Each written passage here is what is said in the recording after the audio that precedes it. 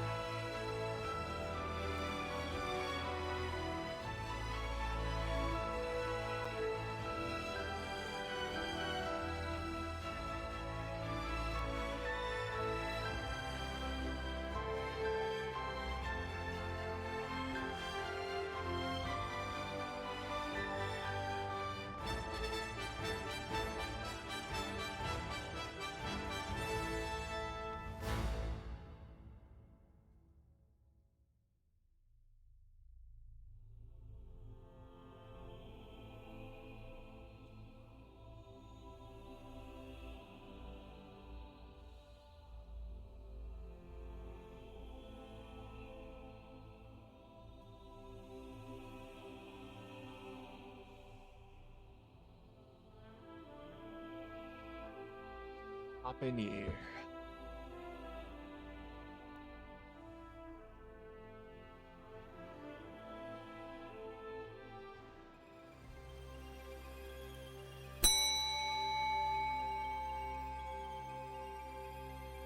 Going a little farm run.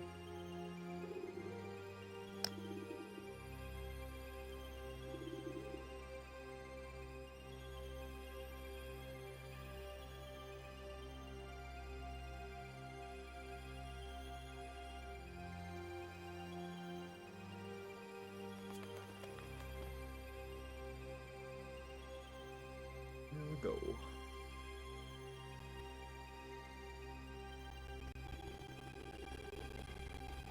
Oh, and yeah, nice.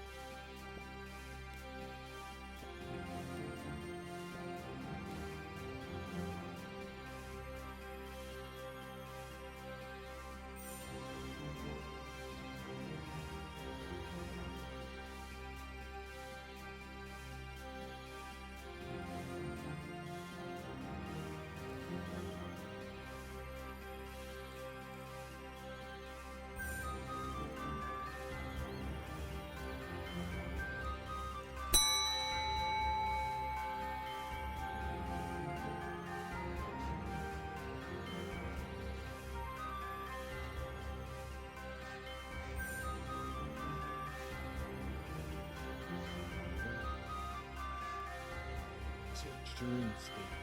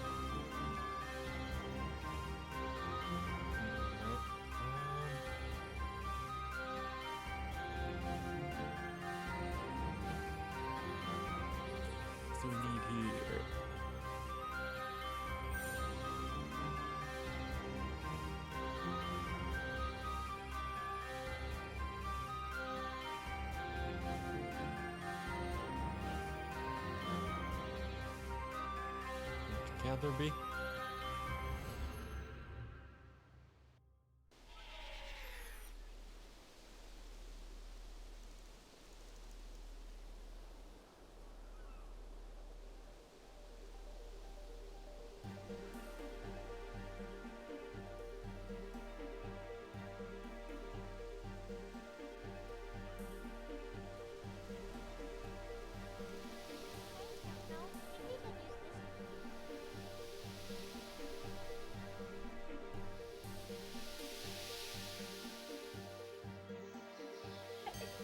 Don't worry, I'm really appreciative of yours, but just like, I really have to focus on tapping.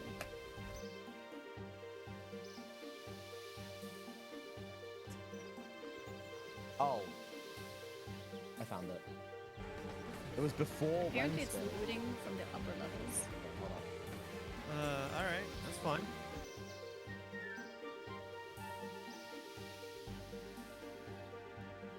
Boom.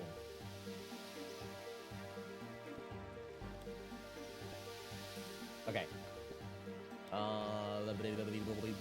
That should be good, I think. Alright. Let me export this. It's Tuesday, Did innit? you hear that? Remember when the British person said, "It"? Close my eyes and reopen them. And now it might be messed up unless you maybe you have to do the same thing. I not be sure, man. It be working perfectly good for me. Yeah, but I think it just be messing up on one person's end. You know, they gotta close their eyes and reopen them. That does be saying you're gonna have to close your eyes.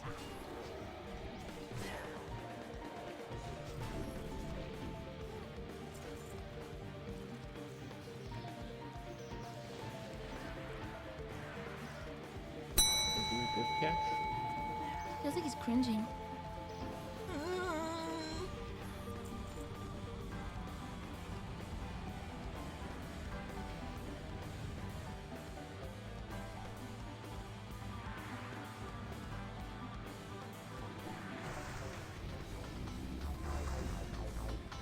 Mana, I not be that much mana. Okay.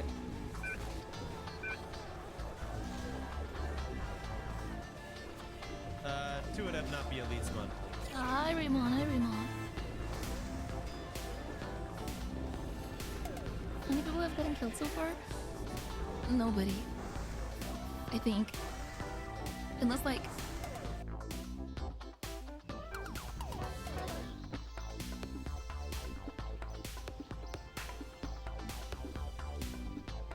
Cash we go.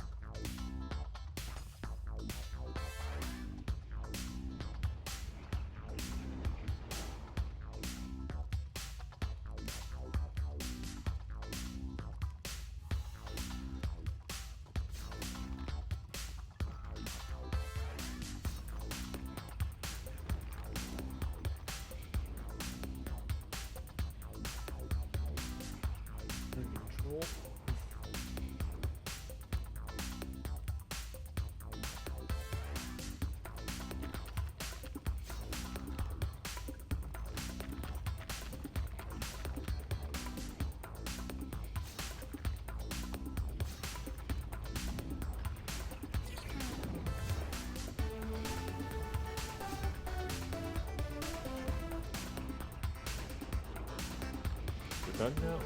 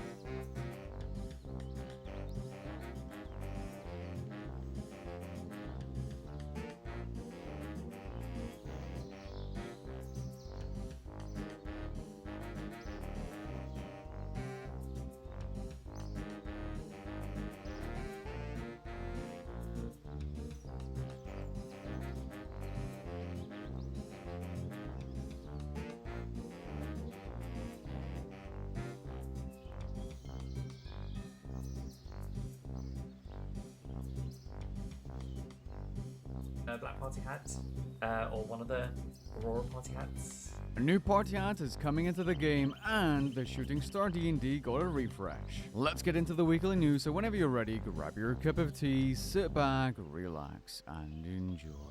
I'm not one to buy into rumors until there's some decent evidence, and in this case, there definitely is. In a recent RuneScape livestream, a JMod by the name of Modu talks about a new type of party hat coming this month. What kind of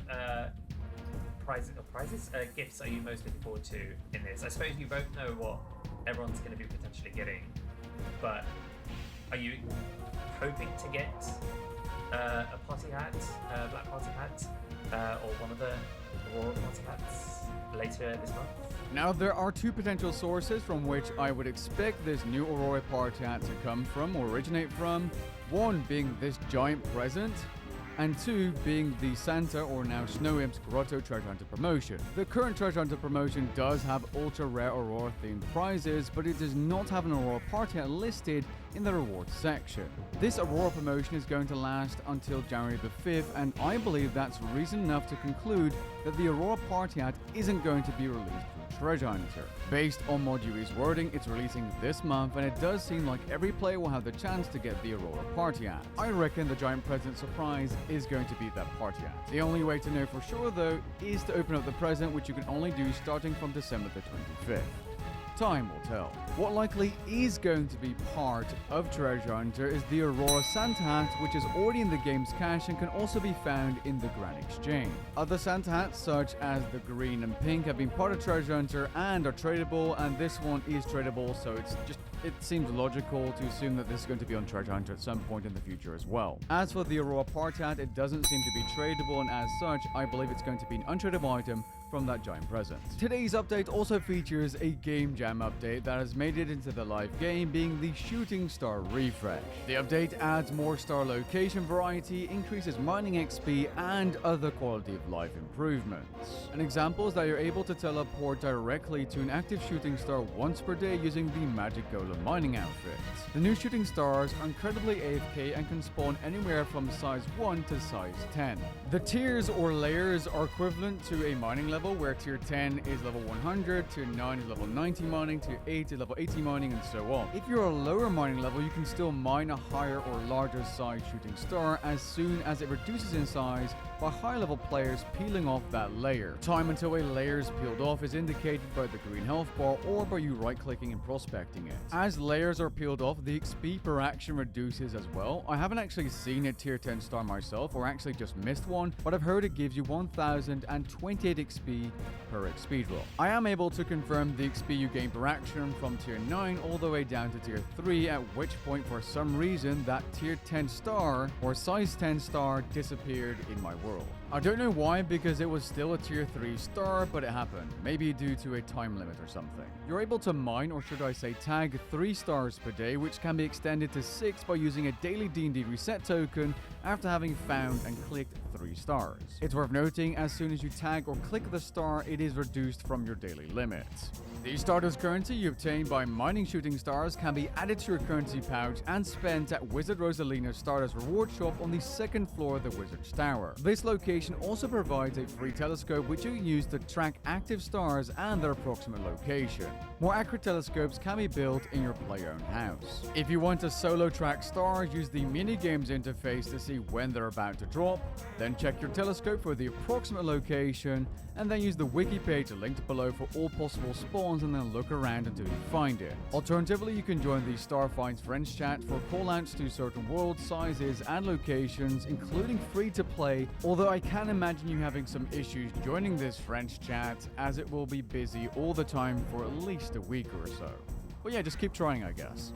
Patch-wise, Eternal Magic Fletching can no longer be performed in terms of the upgrade process on portables and has to be done at the Fletching workbench. Oak and normal wood spirits have been added to more low-level creatures' drop tables. Enchanted Bird's Nest consumables or woodcutting buffs are now tradable. And don't forget to hand in your unnoted Christmas food at this Hungry Reindeer for extra Christmas spirit currency. Yes, this is a new feature Jagex added. Catch you guys in the next one. Peace.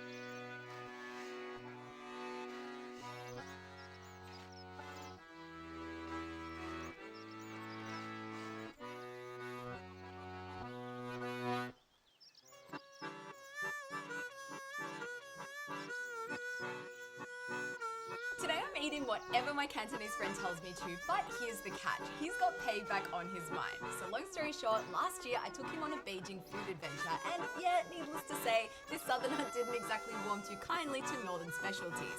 Look, I'm not going to tell you exactly what's on the menu for today, but we're trying dishes I never dreamed were possible. So stay tuned, grab your snacks, and as always, don't forget to subscribe. Hello, and welcome to another Chinese food adventure. And I am back in China, and I'm going to give you 3 clues as to where exactly I am. So clue number 1, it looks like this. It's very green, very lush. Clue number 2 is I am wearing short sleeves, and it's in the middle of November, so it is quite warm here. And clue number 3, this will totally give away where exactly I am. Look who's here. Bonjour. Of course, we are in Guangzhou. I'm here with Peter. Not only is Guangzhou one of China's largest cities, in my opinion, it's also one of the best cities for a food adventure. And how can I mention Guangzhou and food and not mention Peter and all the amazing food adventures we've had together over the years? Do you still remember that before I moved to Paris, we were in Beijing? Yes. And then you were giving me, oh my gosh, like, 豆汁? Are you sure this is edible?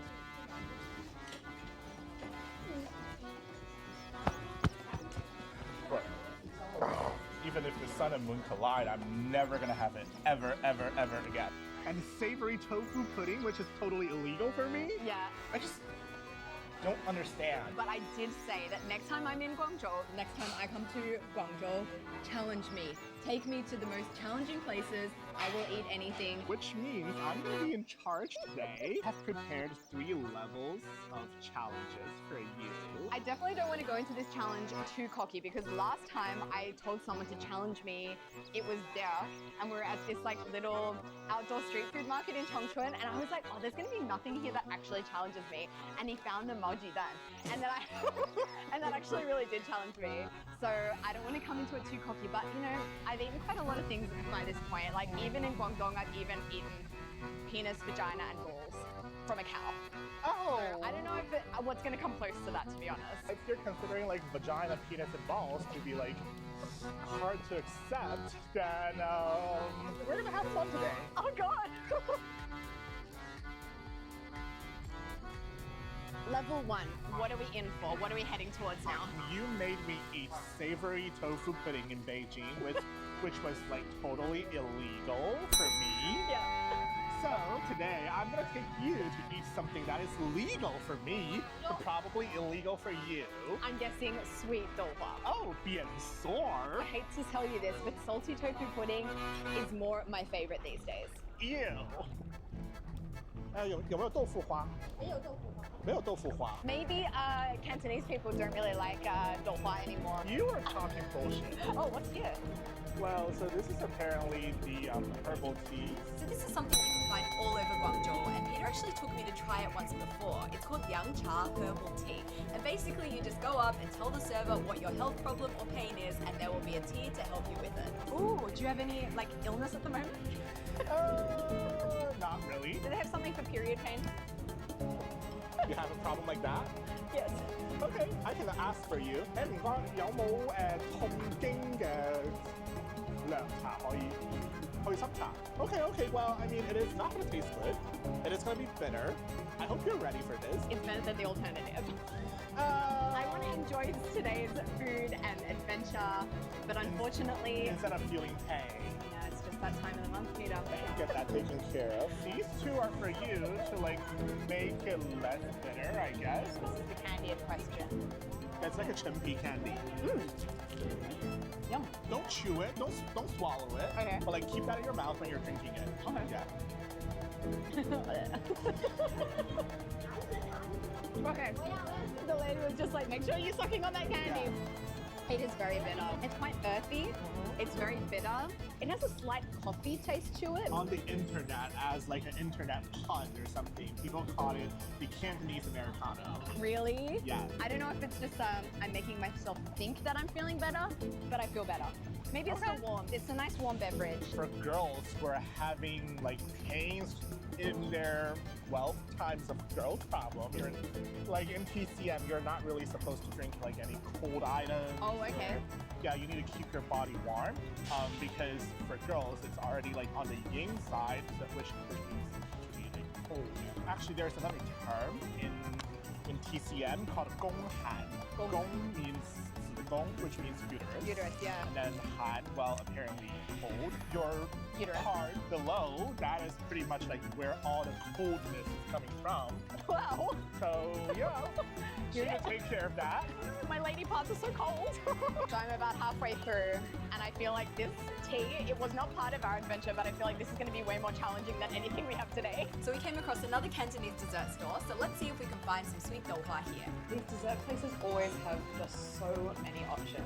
Turns out they did have one variety of douhua on the menu. It's actually a mini douhua served in coconut milk with all kinds of toppings. I have to say, I have never had douhua in this particular way before. Like, I've had it with simple toppings like ginger or even just a teaspoon of sugar. I've had that before in the South, but this is like a dessert. Douhua for me is a dessert. Now I can understand, after seeing this, your version of douhua, I can understand why you got so offended. Because this is like the complete opposite. Voila! It's really good. Let me just isolate that. That douhua is almost jelly-like in texture, actually. Well, I mean, that's how it's supposed to be. No, surely not. It's not meant to taste like have a texture like jelly. I mean, yes.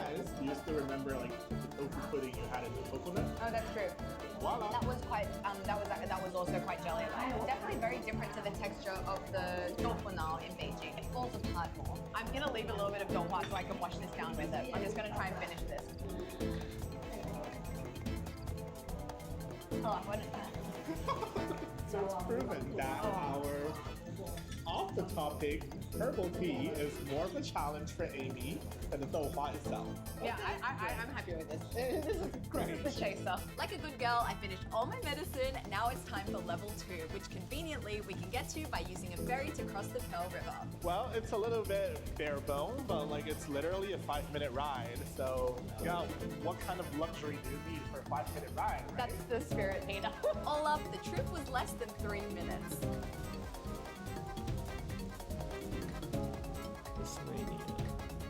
You may as well remember this place. I do. Actually, I love this place. It's a restaurant that specializes in a dish called bao, which features all different combinations of proteins and ingredients cooked together in sizzling clay pots. But probably you didn't really get to try the very challenging dish. Oh. There's a saying that Cantonese people eat everything that flies, except for airplanes. Everything that has 4 legs, except for like tables and chairs. And then everything that swims in the water, except for like ships and submarines. Now I'm really nervous. What are you gonna make me eat? So this is it here? Yes. But it says pork intestines. Because they don't know how to translate it. That is actually fallopian tube. Fallopian tube. Yes. So wait, what part of this is fallopian tube? So that's shengcheng is fallopian tube. Okay, sheng in Mandarin, it can mean raw, Okay. or it can mean to give birth to. In Cantonese culture, we kind of have this kind of customs of like naming things differently instead of like really telling you what it is. So for example, like 猪血 in Cantonese we will call it 猪红, like translated to pig red instead of pig blood, because you know like blood is off-putting. Yeah. So like we're not gonna have that on the menu. Like be right on their face, be like, okay, so you're eating pig blood. So you'll eat everything, but you'll name it in a more like delicate way. Yes. So that when you are eating it, you're like, oh, some pig red. I've never eaten fallopian tube before. I'm definitely up for the challenge. I'm curious about it more than anything, I have to say. And another thing I'm gonna order is a bitter melon. Oh, okay. Okay, actually, to be honest, that'll be more of a challenge than the fallopian tube. Because I'm still, you know, some tastes you just need to like acclimatize to. Yeah. A lot of the tastes in China, I've done that. Like vinegar is now my favorite thing. When I first came, it wasn't. I'm still getting used to this bitter flavor profile. Well, let's actually see how you're liking it then. First dish to arrive is our fallopian tube. It's sizzling away in its clay pot and it's mixed together with fresh onion and herbs. And I don't know about you, but I'm so surprised that fallopian tube is actually that big. How many pigs do they need for one dish of this fallopian tube? Like how long is fallopian tube? Think of it another way. Yeah. Like, we already have like so many pigs to be slaughtered every single day for like their meat and stuff like that. You know, like a perfectly edible part of the pig. Like why would we waste it? I'm gonna try. Have a bite. I like the texture. It's got a crunch, but it's not chewy. Oh, the taste is amazing. Wow. Well, because of the sauce, apparently. This is more gingery. It's got a slight spice to it, quite garlicky and Gingery, salty. garlicky and herby as well, like from Herby. the shiso leaf and from like the Yeah. scallions and everything's hot. Next up, we've got our bitter melon clay pot served with lots of garlic and a salted egg yolk sauce. This I'm somehow more nervous to eat than the fallopian tube. I'm curious about that salted egg yolk sauce. Well, Still getting used to the flavor. so in Cantonese cuisine, we believe that its bitterness is good for getting rid of the heat in your body. And since Guangzhou is so hot for most of the year, I guess my thoughts on bitter melon might be different if I actually lived here for any period of time. I like the texture of the bitter melon, but then the bitterness hits me, which is, as I mentioned, a flavor I'm still like getting used to. And then the aftertaste, you've got that egginess. So for me, it's not my dream dish, and I never thought I'd say I'm gonna wash down some bitter melon with some fallopian tube, but here we are. Alrighty, there you go, girl.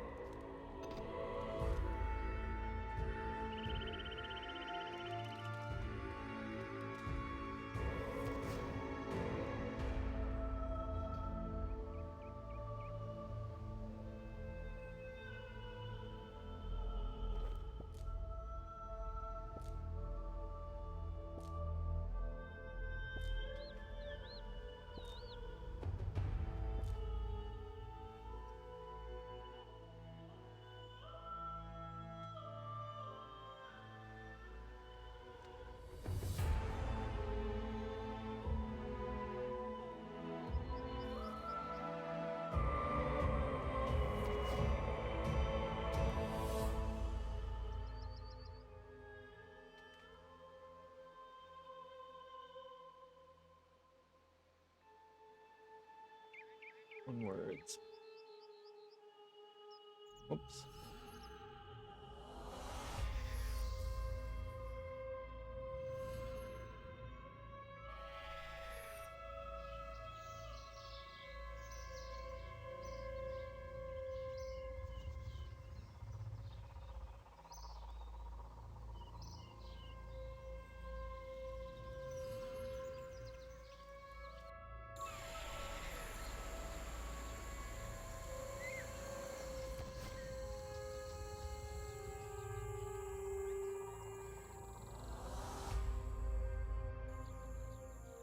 Challenge is down, 1 to go, bring on level 3. And what is level 3? I'm not telling you. Oh no.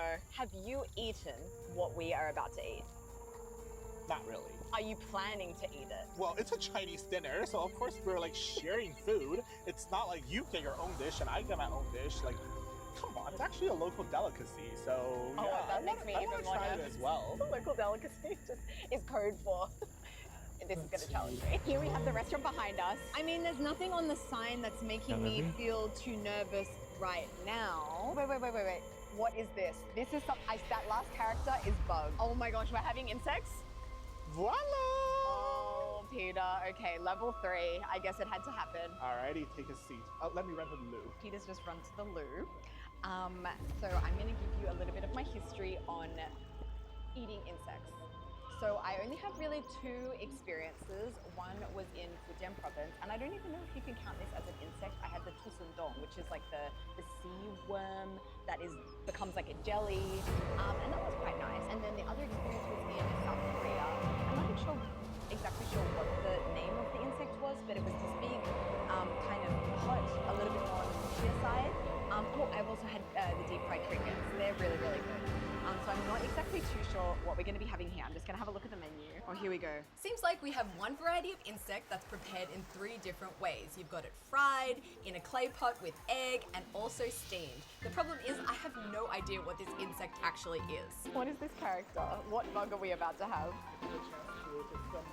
What is hechong? This is what is coming up when I search hechong. Okay, let me demystify. So hechong is actually a kind of worm that lives in the rice paddy, and then especially in the rice paddy near the Pearl River Delta. In this region, it's like where the fresh water meets the salty water. The hechong, they were actually born in the fresh water. So it's like a water worm. Yes. Well, this kind of worm is also a indicator of how clean the water is. If the water is polluted and not clean, you're not going to find any worms. It's like a very local ingredient. You can't really find anywhere else. Since you're paying the bill, then I guess I have a chance to try. So yeah, I only have just realized that there's no price beside this. Yeah. So 实价 means price of the day. Price of the day, depending on the season. Which of these do you think we should get? Definitely the second one. Yeah. In a clay pot. How much is it?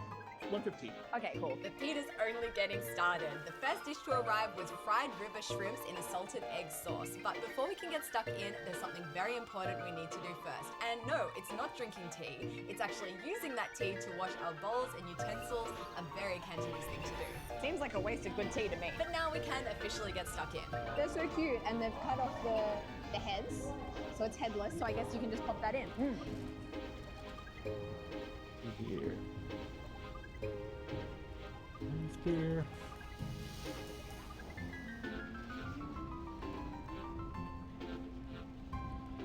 You able to look?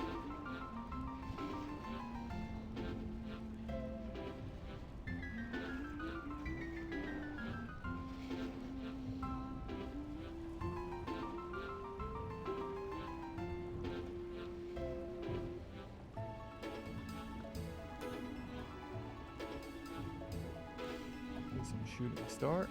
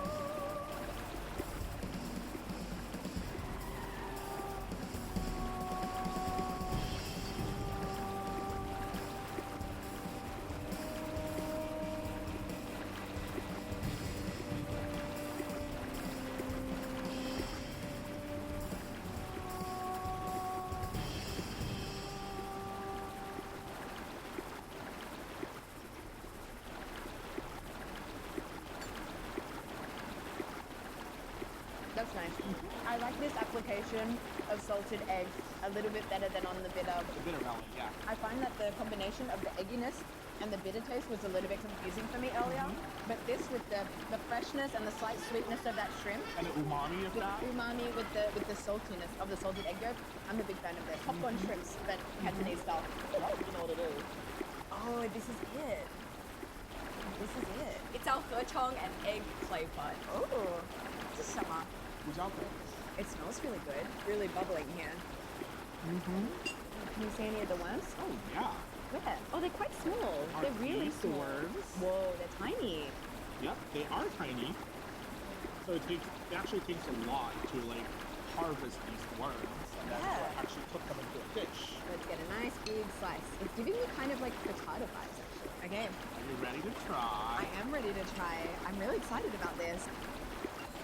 If I ate this with the blindfold, I would never know that there were anything meat related inside. It just tastes like a really fragrant egg pancake and a little bit herby as well. But it's I guess those worms are also quite soft.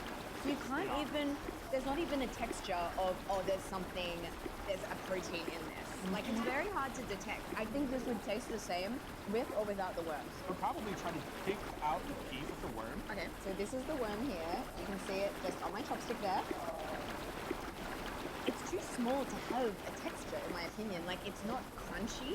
That would be obvious. It's not, like, chewy. That would also be obvious. It's just very soft. It might add the slightest toughness to those eggs. Also, a little bit of the seafood kind of taste, like umami. That's true. That's true. Yeah. Yes. Gonna get this nice charred piece here. It's really nice. I like it. You do? I really like it. Oh my gosh, that's not gonna be a challenge for you. What am I gonna do? Well, enter our side dish, a dish labelled on the menu as shrimp eggs with cured meat. But as it turns out, this ended up being the biggest challenge of the day. Looks like it has a very interesting texture here. I mean, oh, it does. So it's an outlet. It's a lot of egg in there. So I when you ordered it, I assumed it was going to be mostly pork and a little bit of egg on top. No. Because that would be easier, right? But this is actually a whole bowl of egg. I want to know, like, which shrimp egg is this from?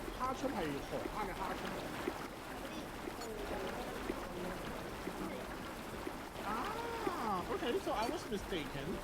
So they call it a shrimp egg, but it's actually not a shrimp egg. What is it? It's actually like this kind of microbeast that lives on like the surface layer of the water. Well, that is a challenge. Yes. So we're literally eating microbes. Yes.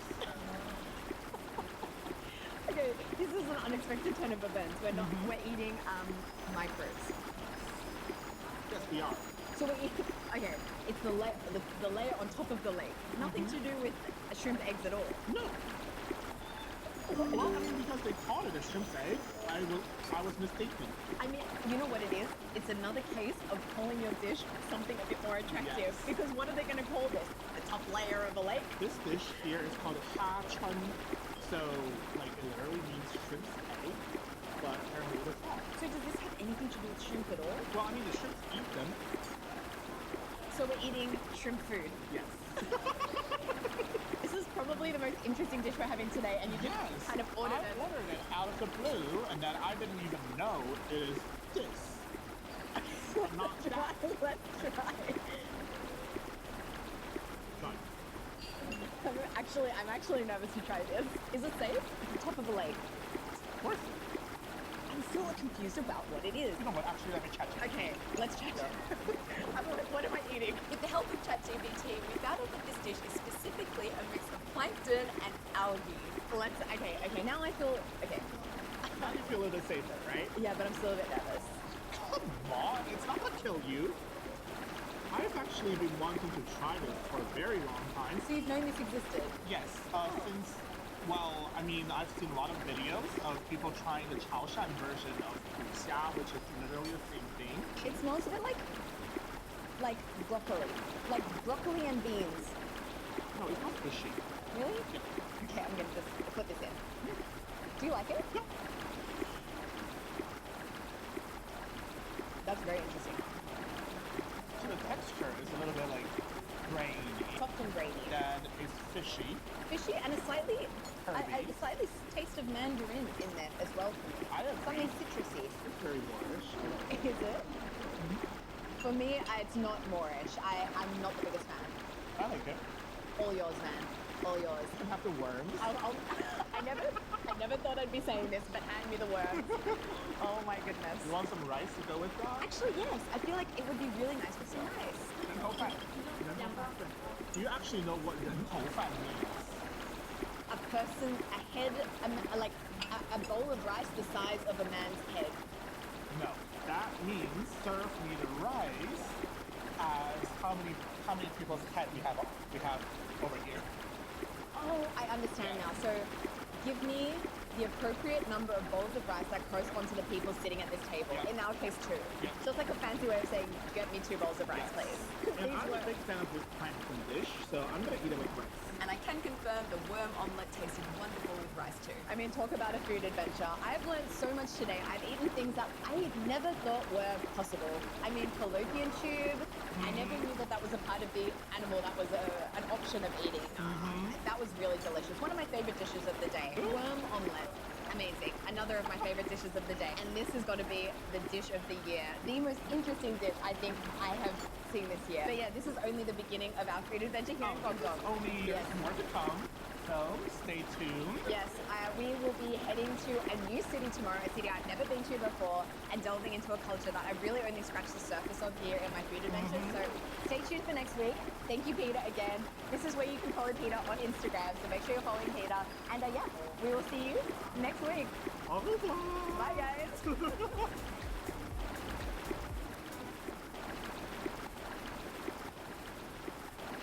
Coming up in today's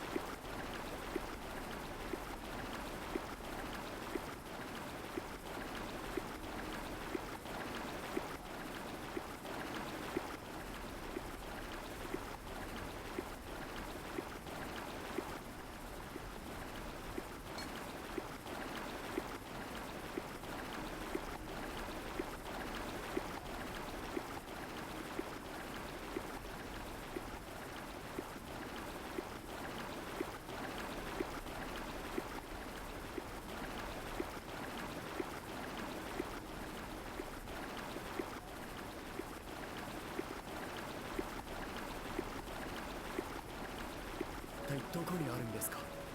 それが何日も漂流して烈風座たちの力を借りてたどり着いてから正確な場所はわからない。帰りも途中で大きな船に助けてもらった。俺たちも自力でたどり着くしかないってことですね。ギデオンならあれからどうなったか。ギデオンのことですが。残念だけどお別れね。そんなもっと行こう。ダイアナ、仲間の皆さんありがとう。もう一度パゴゴに会えて嬉しかった。ルシアスが守った未来にあなたたちがいる。それが分かってよかった。リコ、パゴゴのことよろしくね。今の二人を見たら分かる。パゴゴの相棒はリコ。あなたよ。ありがとう、パゴゴ。ルシアス。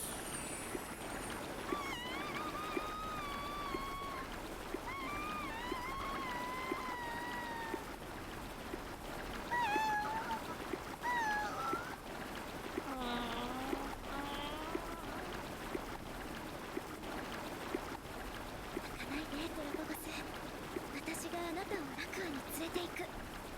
あなたの願いを叶えるから。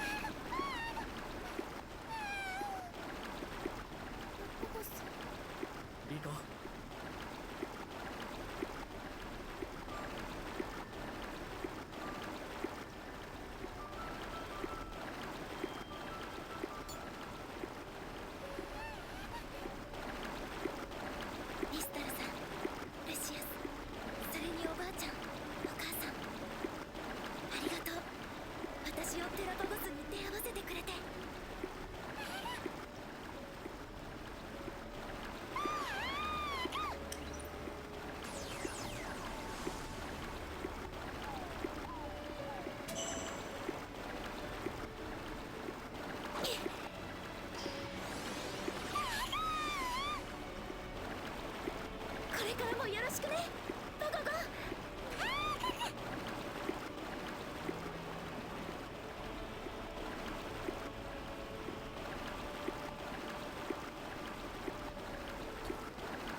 本当に行っちゃうの？またみんなで一緒に。いや、私のペンダントを巡る冒険はここまで。まさかルシアスとディスタルがおじいちゃんとおばあちゃんだったなんて最高なお話にたどり着けたんだから。おばあちゃんはそのこと？もちろん知らなかった。私の母レイラは早くに自分の母が亡くなったと言っていた。だから私もディスタルの名前すら知らなかったんだ。この先はリカとライジングボルテッカーズに任せたよ。私は気の向くままに冒険を続けるさ。おばあちゃんらしい。ピンチの時はすぐ飛んでくるからね。それじゃあ、おばあちゃん元気でね。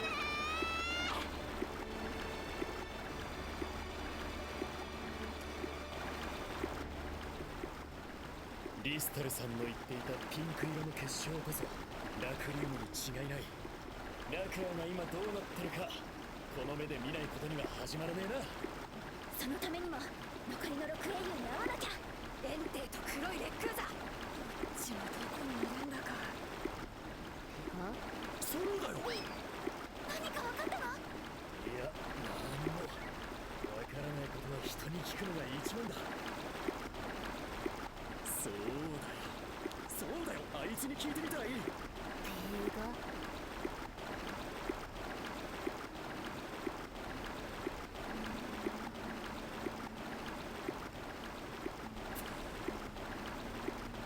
えらく熱心だね。くれぐれもハンベルに嗅ぎつけられない。抜かりがあります。一つ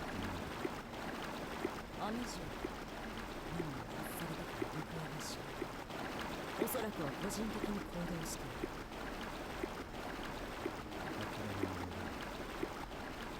ギベオン様と共に役をたどり着く。私です。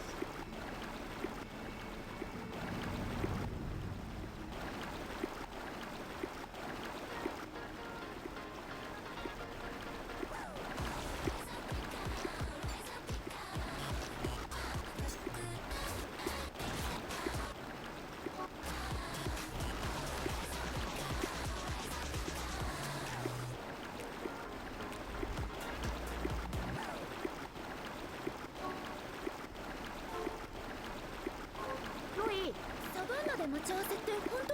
そうだよ。昔船にいた仲間がエンテイの情報を知ってるかもしれないんだって。そうなの？そうだよ。でもその人いろいろ変わった人らしいんだ。そうなの？そうだよ。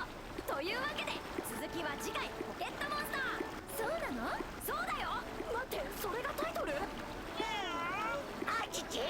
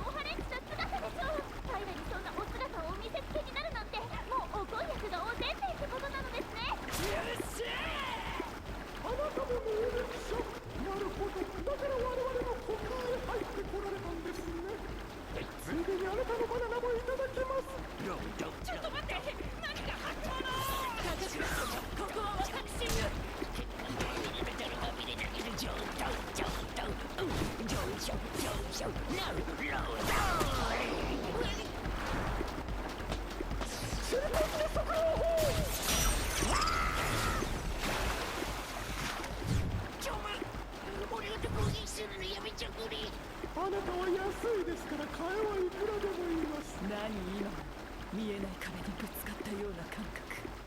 コッキーシータ読まないかしゃいめたきこういうシータ食べないかしゃいめこういうこれは汁物だがえ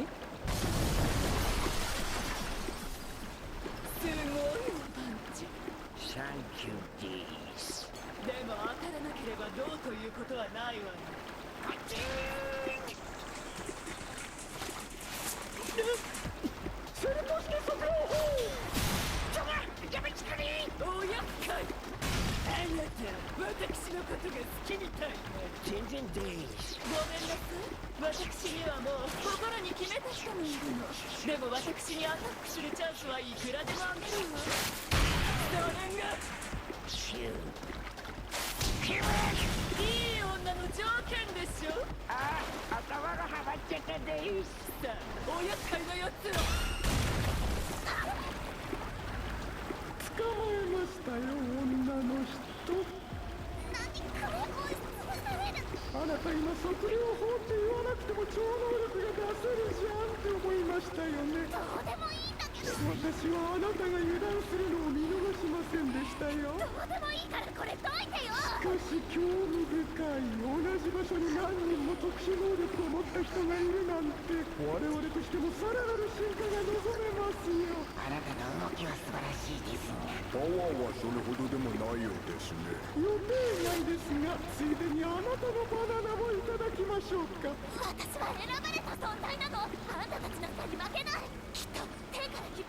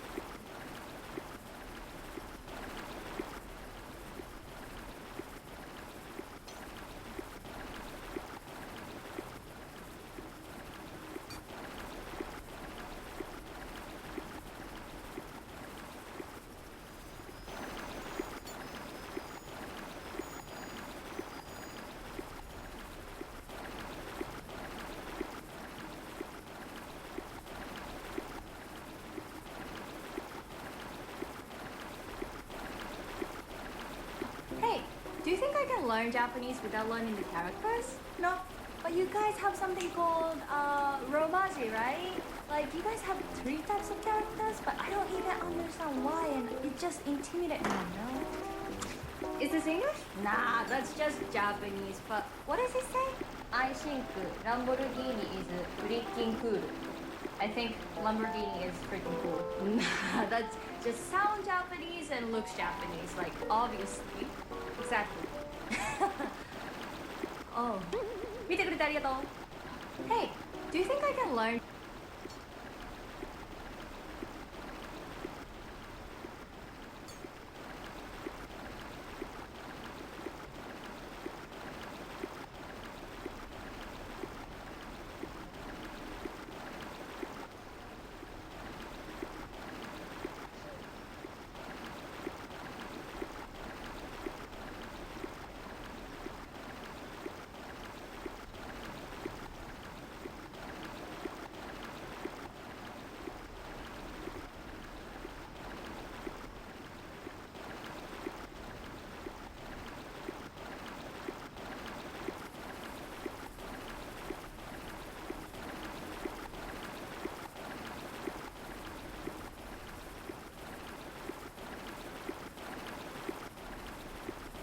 Good. Cold. And I've just found my next drink. Oh, the coffee beer. Yo! It's my two favorite things. Coffee and beer, although the tea in you would be... The RV stream was so good though. It was a lot of fun. Everything went pretty much perfectly except I lost my Switch. I think I lost like $1,000 worth of stuff. I don't know where it went. Maybe Paul has a brand new Switch that I don't know about. His stream's been looking mighty weird with the new Switch games he's been That's playing. crazy. Yeah, he has. He's got that was the wild. Smash Brothers character. Yeah, he's got all your favorite hits. Our Cuphead save file. I lost my wild. Switch, my brand new OLED Switch. I lost it. Got another one. I lost my watch. Oh well, that was self-inflicted. That was worth it. There is like on every timeline of choice you give me, I'm taking that. You're always gonna lose that watch to push him into the lake. To see Chris flounder like a carp into the water is a small price to pay. Would you say that was often would you get to top 5 life moments in general? how many times do you wanted to throw him off a boat while he fucking, Honestly, my only FOMO, and I was there, I was on the boat, was that I didn't throw him off. So we took it in turns. Yeah. Take the front seat now, you bitch! What, you want the front seat again? Take the front seat in the water!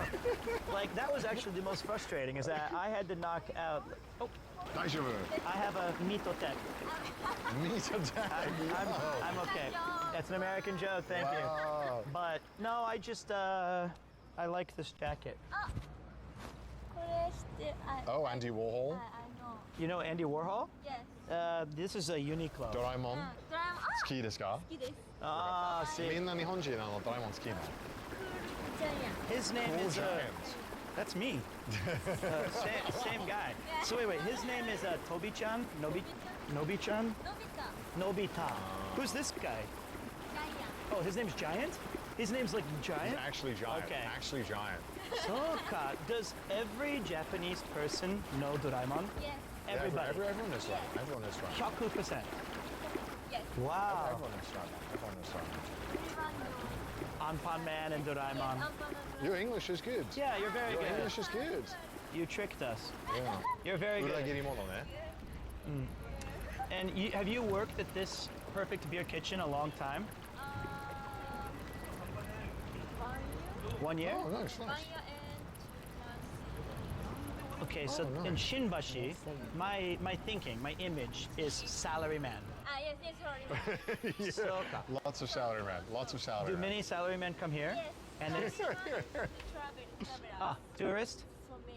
Do they take off their necktie and go, yeah, kyo, mendokusai na, sumimasen. Like that? And it's like 2 or 3 co-workers, like same, and they're saying, yeah, kyo wa doushiyo kana, muzukashii tenshou na. Like, of course. So this is common, right? So in Japan, before you look at the menu, you can go to any bar, pub, or restaurant and say, "Sumimasen, nama toriaizu." At first, 3 beers. First beers, and then I can look at the menu. This is Japanese bunka. 今配信します。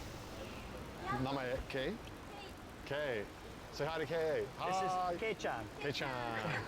Come to Perfect Beer Kitchen. You can talk to Kei. She. そう、YouTube で今そうですね。今みんな Don't fix your hair. It's okay. She's like, okay, how do I? 大丈夫大丈夫大丈 It's 夫。 okay. It's okay. So, actually, can I make an order? Yes. I think he wants to try the coffee beer. コーヒービール一つ。 I'm still working on my yuzu beer. No. I'm still. Mada. It's okay. Thank you, Kei-chan. Thank you, Kei. Well, I'm not leaving. I should wait. See you. That was so cool. Very sweet. Everyone's very sweet. I mean, you just be like, yo, what's up? It's a lot easier to do the whole live streaming thing when you're not in the bar around other people. Yeah, and they're very friendly. Yeah, this place was mine anyway. I remember I took Mood down to this exact spot for a vlog. Shimbashi? Yeah, This one? because he was like, let's meet in Shimbashi. I was like, where is that man okay. not at? And then I was like, all right. And then I took him here, and he had this old giant DSLR. They didn't care. Oh, really? No. And I think that like she was very She was actually a very good English listener. Yeah, she was great. She understood everything. Maybe you have a little trouble responding, but she understood literally everything. Oh, yeah. You don't...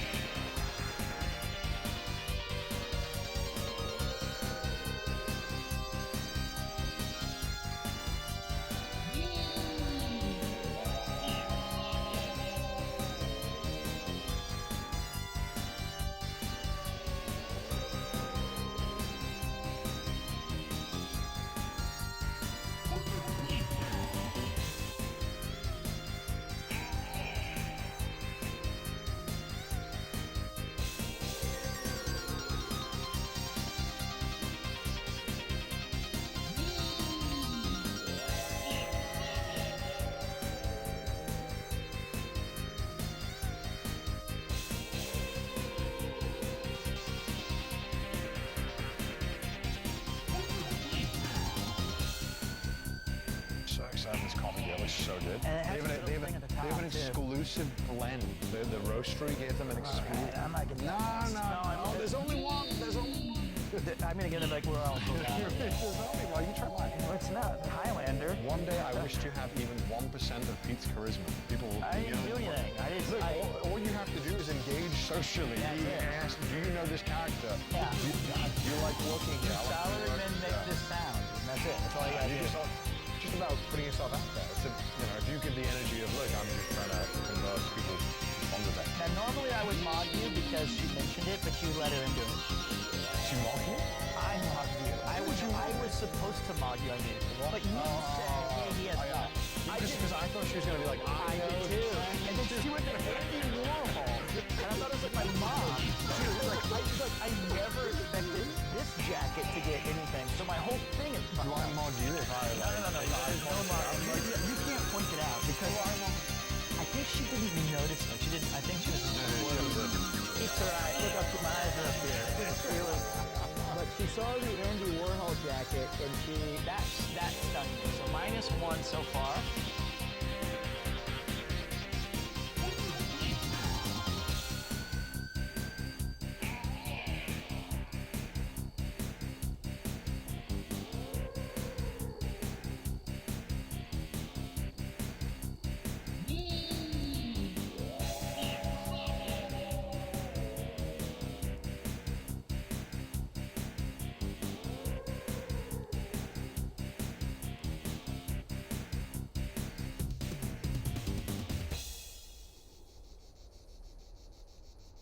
Go to entrance.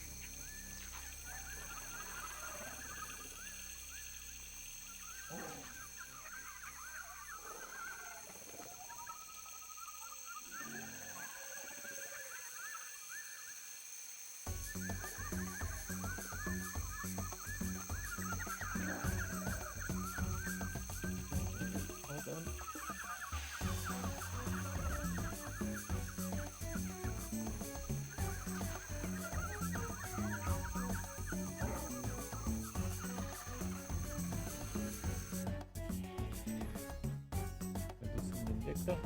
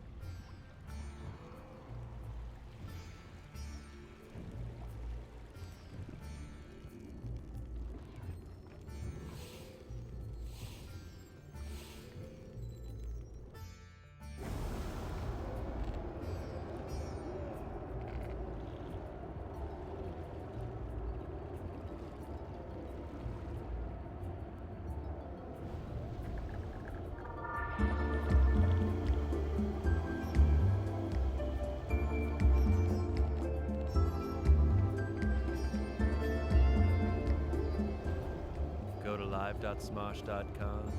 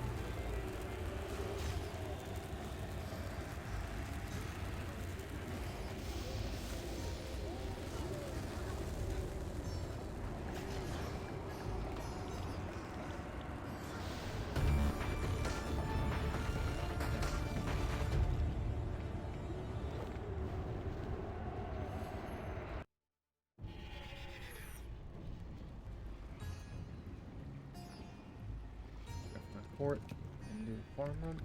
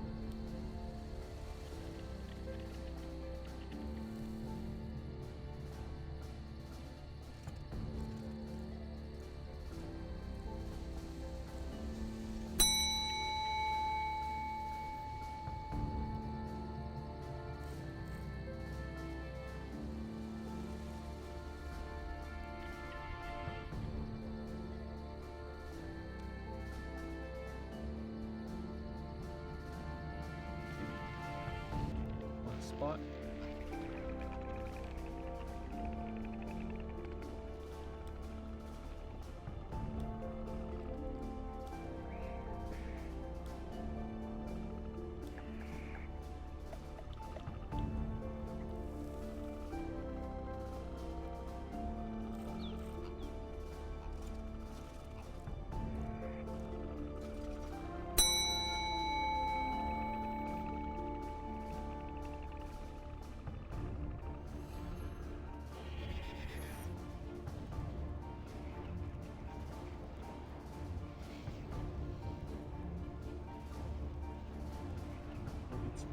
Lovers.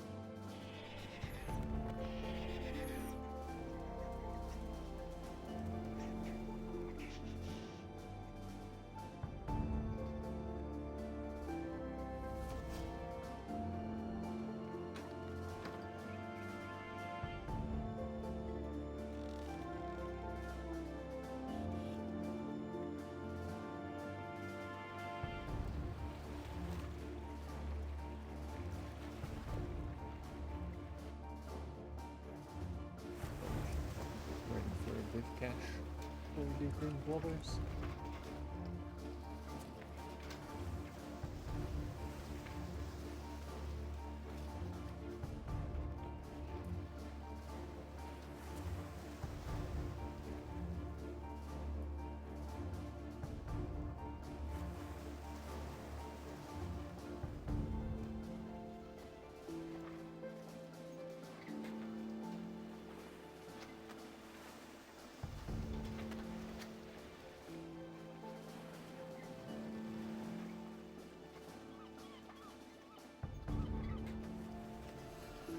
Deep cash first.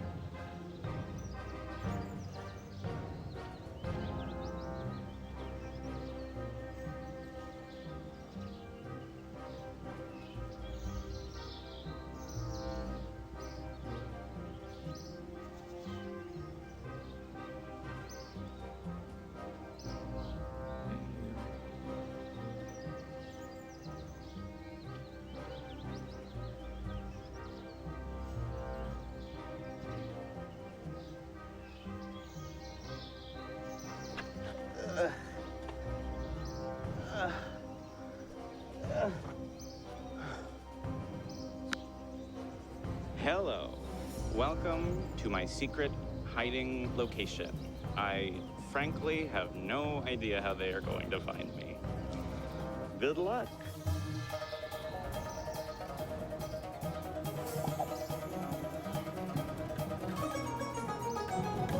Welcome to Hide and Seek Across Japan. We're the Seekers, we're in Tokyo, and Ben is... Where am I, you ask? That's the whole show. We're playing hide and seek, and so you don't know where I am. Welcome to our 6-day game of Hide and Seek Across Japan. The goal of this game is simple. Hide for as long as you can without being found. Right now, Adam and I are starting in Tokyo as the Seekers, while the first hider, Ben, had 3.5 hours to find a hiding spot somewhere else in the country. In order to find him, we'll have to piece together information about his location using these 62 questions in our giant question menu. Ben has to answer these questions truthfully, but in exchange, he'll get to draw cards from the hider deck, giving him big advantages like time bonuses or curses that can slow the Seekers down. Once we find Ben, positions will rotate and it will be someone else's turn to hide. After the end of 6 days, the player with the longest single hiding run wins. We'll go over all the nitty-gritty rules later. For now, Ben's clock is ticking, so Adam and I need to figure out what to ask so we can start moving in Ben's direction. Okay. Here is our map. You, the audience, are seeing a digital version of the map. So, Sam, the bad news is that I think that from Tokyo Station, you can get further in 3.5 hours than from any other place in the world. So I sort of think the first thing we need to do is make sure that he's not just like somewhere in the greater Tokyo area. Well, I think the 1-2 punch that we would want is confirm he's not in the Tokyo metro area, and then we need a direction. Okay, so now that we've got our strategy, we need to start asking some questions. In this game, our questions are broken into 6 simple tools. Matching questions allow us to check whether something about our location is the same or different from Ben's. Like, is his prefecture the same as ours? Is his nearest major city the same as ours? Things like that. Measuring questions are similar, but they allow us to check whether something is closer to or further from Ben than it is from us. Like, is he closer to a Shinkansen line? That's the bullet train, by the way. Is he closer to a coastline? Etc. The thermometer, a new tool in this version of hide and seek, allows us to ask whether we're getting hotter or colder to Ben's location after we've traveled a certain distance. The radar can check whether Ben is or isn't within a certain distance of us, and photo questions allow us to ask Ben for a photo of something, like a bridge or the tallest mountain he can see. Finally, we've got tentacles, a new tool for dealing with dense metro areas that we'll get into once it's relevant. The point is, there are a lot of different ways we can approach this, but we've got to do it quickly. I'm a little bit tempted, Sam, to plop down a 50-mile radar. Okay, so 50 miles gets us to like Odawara. That would be this. 100 would be a decent bit further. I don't hate 100. I mean, 100 for us would confirm that he is like, he has definitely Shinkansen'd his way out of here. I agree with you. Should we hit it? Okay. Let's ask if he is within 100 miles of us. So I'm allowed to wander around a little bit in my hiding zone. There's a sort of town nearby at the bottom of this mountain, so I'm gonna go check that out, because when I started climbing up this mountain, I was ignoring all kinds of signs that were translating like violent monkeys, the monkeys will try and attack you on sight. I'm gonna be honest, I have been hearing monkeys. So I think that if I stay in here longer, I might be killed by monkeys. Oh, slip 3. Oh, okay, we've got our first question. It is a 100-mile radar from Tokyo Station. And let me tell you, that's gonna be a miss. I am not within 100 miles of Tokyo. So let's go ahead and let him know. Oh. It's a miss. Okay. Well, so he is not within 100 miles. So let's measure that and mark it on the map.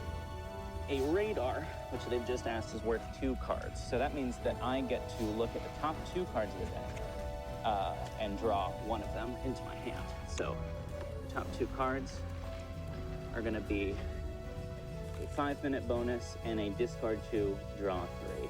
Now, the 5-minute bonus, I mean, it is an extra 5 minutes, but I think ultimately down the line, the discard 2, draw 3 is gonna be more useful. So we're gonna go ahead and keep that. Pretty exciting. Oh, and I should mention, we're selling this. We've finally designed a version of hide and seek that can be played pretty much anywhere. You can get the hider deck and all the other goodies you need to play this yourself, wherever you are in the world. Do I have anything else to say? No, you should do that. You should buy this product, please. Here is what I kind of think we should do. There are 3 Shinkansen lines that require going north and 1 requiring going south. I think we should head up north, and then we can ask if we're hotter or colder. And what that would do is, that would successfully draw us a line that totally cuts off this Shinkansen line that goes sort of west. So we need to start that question now, basically. We'll start it now, and then we'll go and ask if we're hotter or colder. Okay. I think we should hop on a Shinkansen so that if we decide we want to keep going, we're already on the fastest train.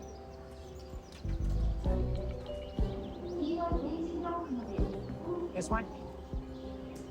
We just have to get in a non-reserved car. Let's go ahead and step on it, Sam. Yeah. We've sort of learned from Ben's mistakes. Little update. I hear the monkeys. They're louder. I think they're getting closer. I do not want to die at the hand of a monkey. I know that this may not be politically correct, but I would fight a monkey if I had to fight it. Oh, what the is that? Okay, let's go.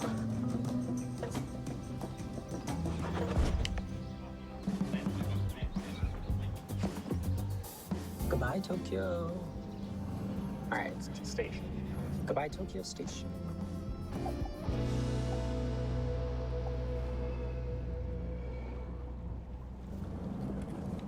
Okay, we've gone a half mile.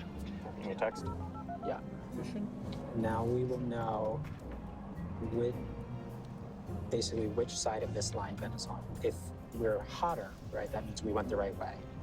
He's up here. If we're colder, right. There's a town right down there on the bottom of the mountain. I'm gonna try and go down there. No, I can't deal with this.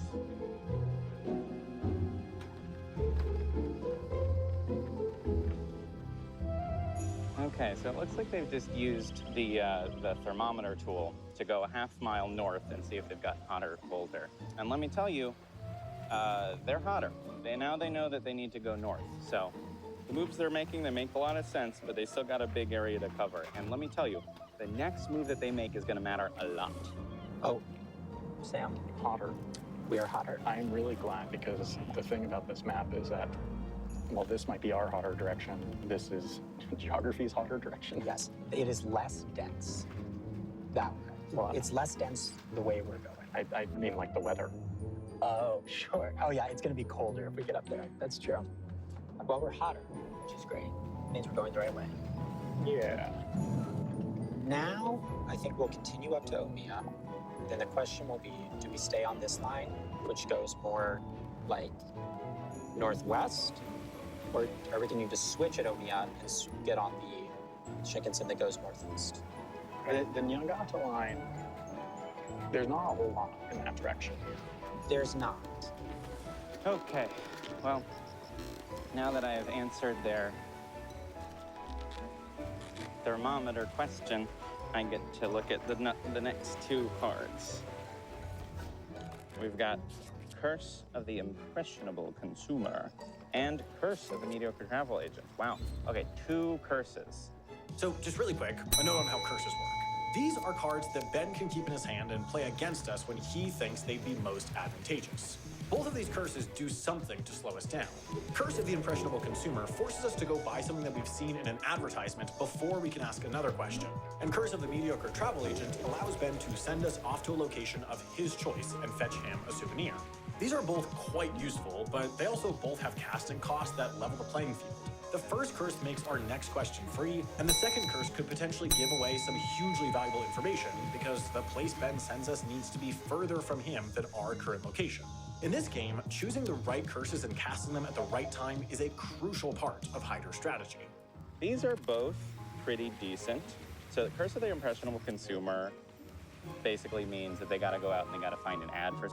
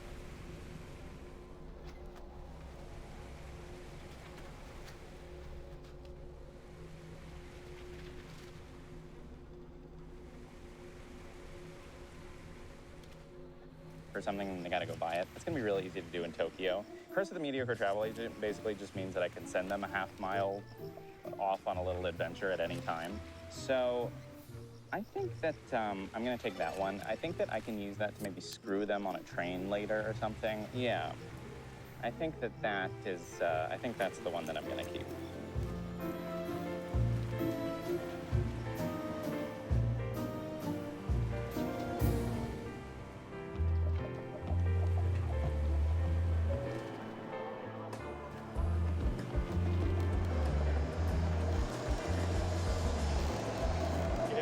Oh, he waved back. He waved back. He did? Yeah. That's awesome.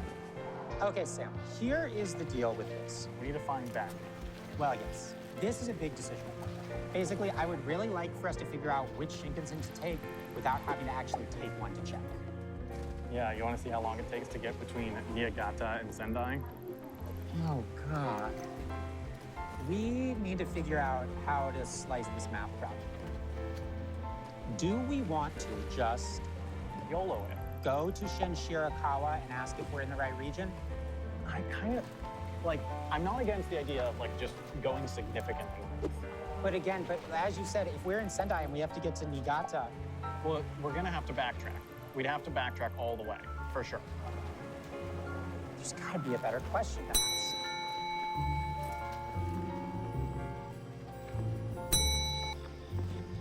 Okay, we've made it to town. I don't really know what they got going on here, but let's try and figure it out.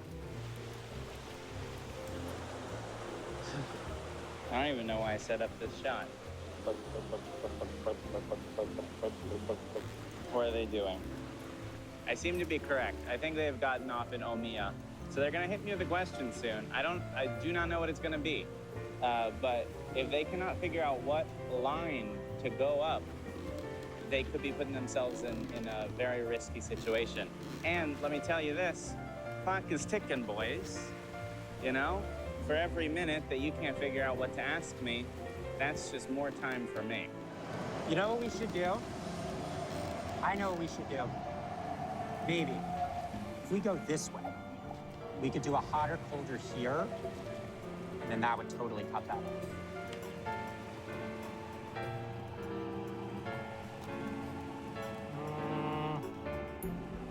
I'm just saying.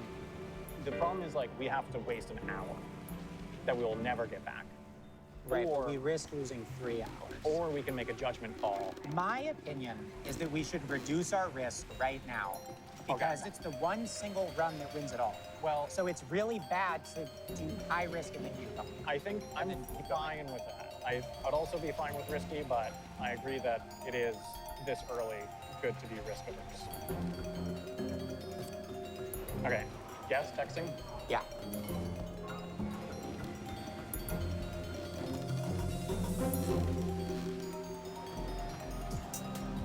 Folks, they've started a thermometer. Who cares? They don't know what's going on. They're done. Okay, they have no clue. I want to address something. Okay, I need to address something. Before the game started, Adam was like, "You should not wear that jumpsuit because it looks like the flag of Imperial Japan." And I was trying to do like a Where's Waldo thing, but I feel like I need to go on the record. I do not endorse that era of Japanese governance, okay? I do not like Imperial Japan. Emperor Hirohito, okay? I'm calling your ass out. You should not have done that stuff.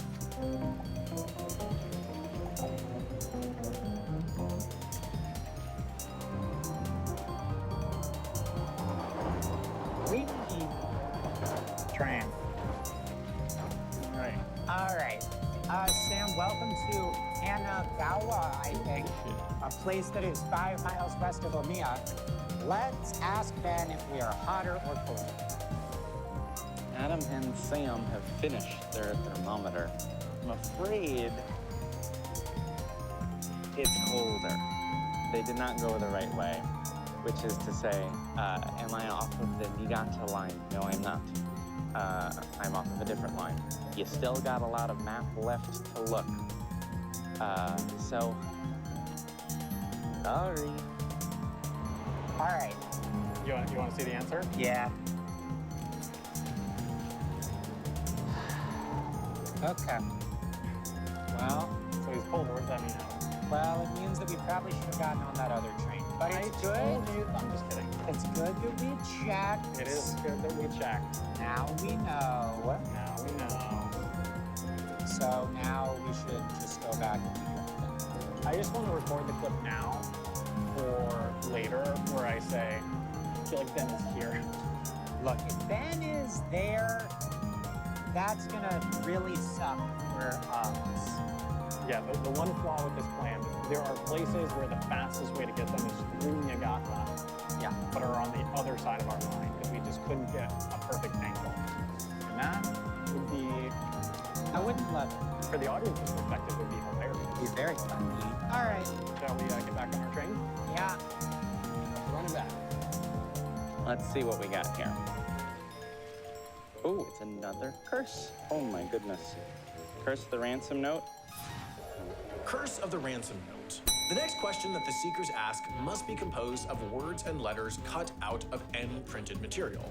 Casting cost, spell out Curse of the ransom note as a ransom note. Or a 10-minute bonus. I mean, 10 guaranteed minutes. That's not nothing. Like, there are a lot of curses that probably cannot take 10 minutes. This is a tough one. I'm gonna take Curse of the ransom note for now. I might discard it later because it's not a very powerful one, but I guess it's better to just have if I need it rather than 10-minute bonus. So I'm gonna take the curse. Either way, it's both pretty good options, and we're doing good. We're doing good, okay? Don't worry. Okay, so this is our map. But the good news is that with the 3.5 hours that he had, he could not have gotten to the island of the Python. So we can eliminate that, meaning that he's somewhere on here. Okay, so we have a pretty good transfer onto the fastest Shinkansen up to Sendai. Yeah. That gets us kind of in the center of what is left. Yeah. And Sendai is a big hub. Yeah. So I think that seems right. I agree. One thing I think we should do now, though, is I would like to request a picture from him. It takes 15 minutes for him to answer. Yeah. So it's good for us to do it now while we're not doing anything. Is he in a denser place? Is he in a really rural place? Like, yeah. Knowing that might be kind of useful. There's a few interesting pictures we could request. We probably want the ones that have the highest likelihood of just like bleed over info, basically. Yeah. I think that we should do 5 buildings. Yeah. Which has to include the bottom and upper 4 stories. That's going to give us, if you're in a rural place, you're going to show us quite a bit. Yeah. I think I like 5 buildings. Request photo of 5 buildings? Sure. All right. I will let him know. Let's make 10 work. It looks like Sam and Adam are heading back to Omiya Station, which makes sense. They are probably gonna go get on the Shinkansen. Oh, okay. They've asked me a photo question. They want a photo of 5 buildings. See, the thing is, I really, to the best of my ability, want to avoid showing mountains, because that's going to give them a lot of information. I think there's a view, if I just make sure that I crop it below there where you can't see the mountains. Or maybe this way. Okay, yeah, I think there's definitely an angle here where if you're pointed away from the mountains, you can go boom, boom, boom, boom, boom. I think I can make this work. So I'm gonna go ahead and take this picture and send it over to them.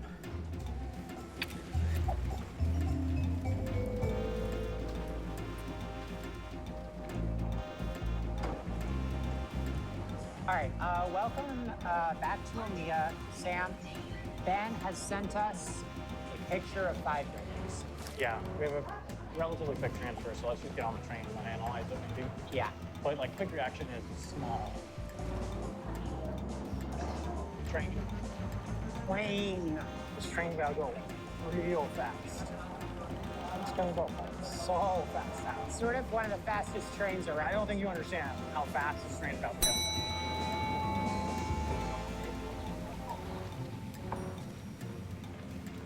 Okay, Sam. Let's take a look at the picture that Ben sent us. It's giving town. There are multiple people out and about. You know, the one thing I'm noticing, this, Yeah. kind of looks like a tourist shop. Because, like, I wouldn't be surprised if we went somewhere modestly touristy because it like has really cool things. yeah, like, if I were Ben, what I would do to find a location would be like prettiest small towns in Japan. You know, we're almost 3 hours in, and we haven't gotten hit by a single curse yet. It is somewhat frightening. What he He's might probably saving up. Yeah.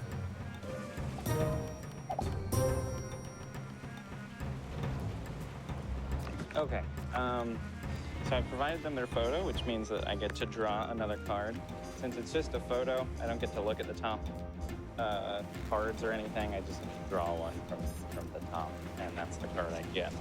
So, Curse of the Jammed Door. Curse of the Jammed Door. For the next 3 hours, the Seekers must roll dice to pass through a doorway. Casting cost, discard a card.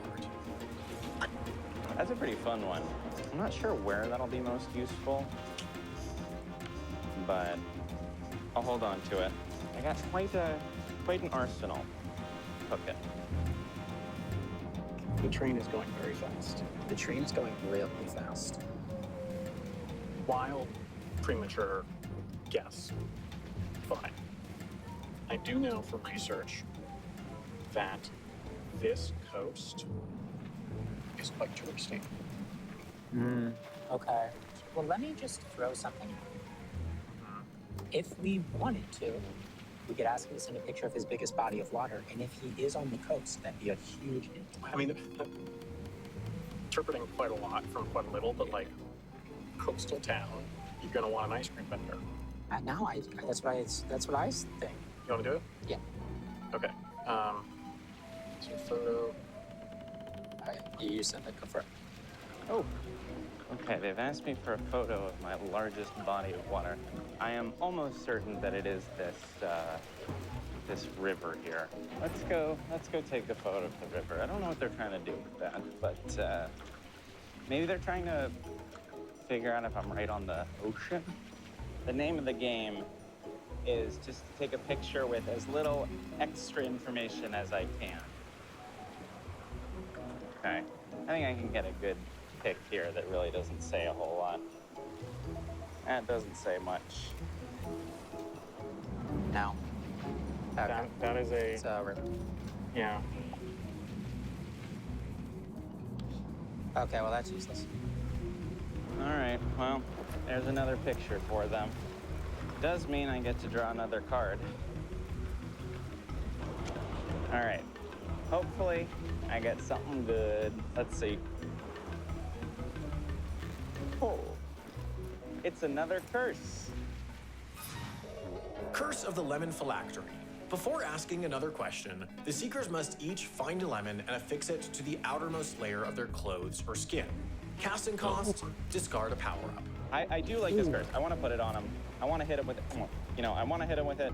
I think that there's a very good chance that this will slow them down and annoy them greatly.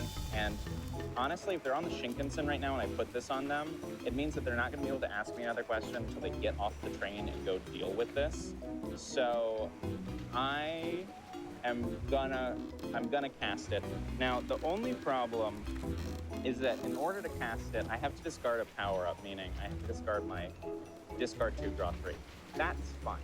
I'm gonna go ahead and play that on them now. We received a photo. It's a curse. Okay. Well, I tell you what, this means we can't do the thing where we ask a question while we're still on the train. True. That is smart. I have to give them that.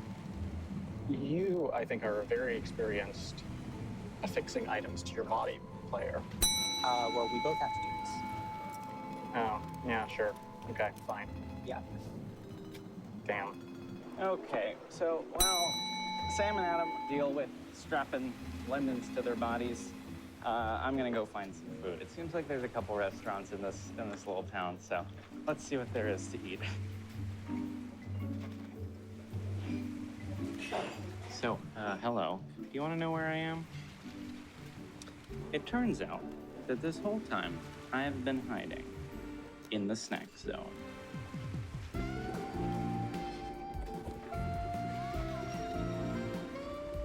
Today on the snack zone, we are going to be eating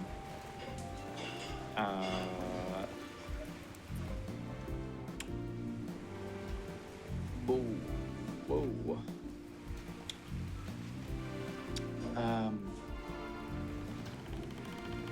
That tastes the way that being shot in the eye with a laser feels.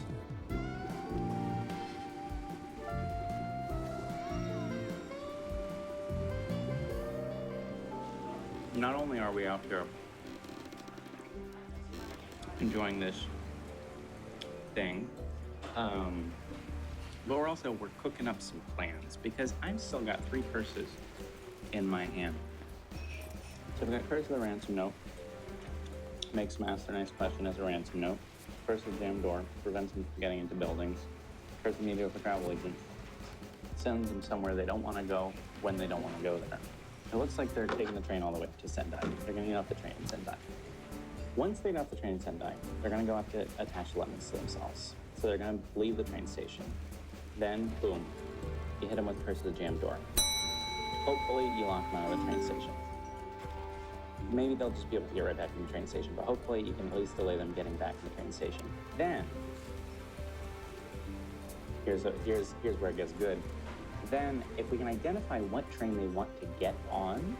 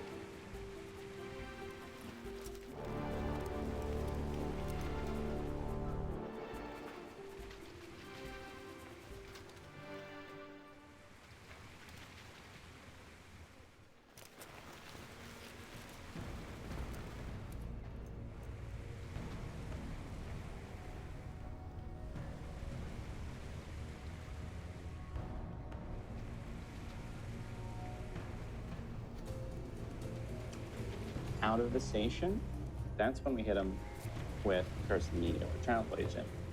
We wait until that train is about to leave, send them right back out of the station. I think that if I play my curses at the right time in Sendai, I can trap them there for quite a while, and hopefully prevent them from gaining any more information for a while. So.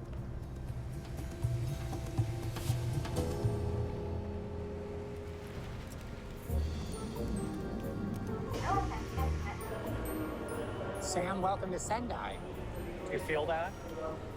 It's not as hot. It's a reasonable temperature here. It's cool. Thank you, Ben.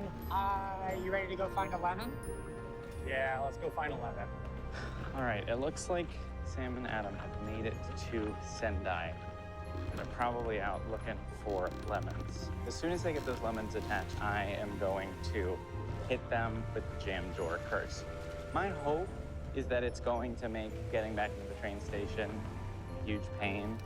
Unless they could find lemons in the train station, which would be bad. Whoa! Are there lemons here? There are oranges. Unfortunately, those are not Oranges, but lemons. no lemons. Oh, that's brutal. Well, the other thing is we have to go to more of a general store anyway to get tape. True. Oh, that weather is Oh, amazing. wow, this is incredible.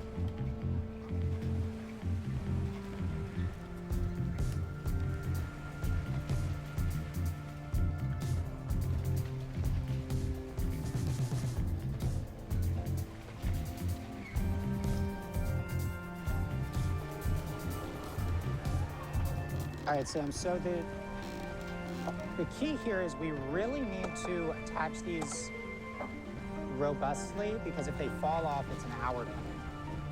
My thinking here. No, I disagree with that. What? Arms are moving all around all the time. Well, yeah, but like this is the thing you're going to pay most attention to. It's small. I think we can get a really good, strong fix. Okay. You want that? I think that way is better. Well, go slow and clean. Okay. Methodical. Oh yeah, that's not going anywhere. Oh, you have hairier arms. It's gonna suck more at the end for you. Yeah. You got to do the crisscross. The crisscross. Yeah, no, I totally am with you on the crisscross. Yeah, no, that's quite secure. How long is it? It's an hour. Easy. No. No, it's at any point. Oh, wait, really? We have to keep it for the rest until we find that. I didn't realize that. Yeah. Okay, well, shit.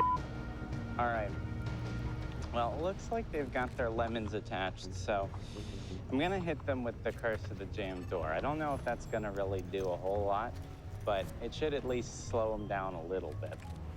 So now I think that we want to ask a matching question. And we have been talking on the train. I think we want to do nearest Shinkansen line.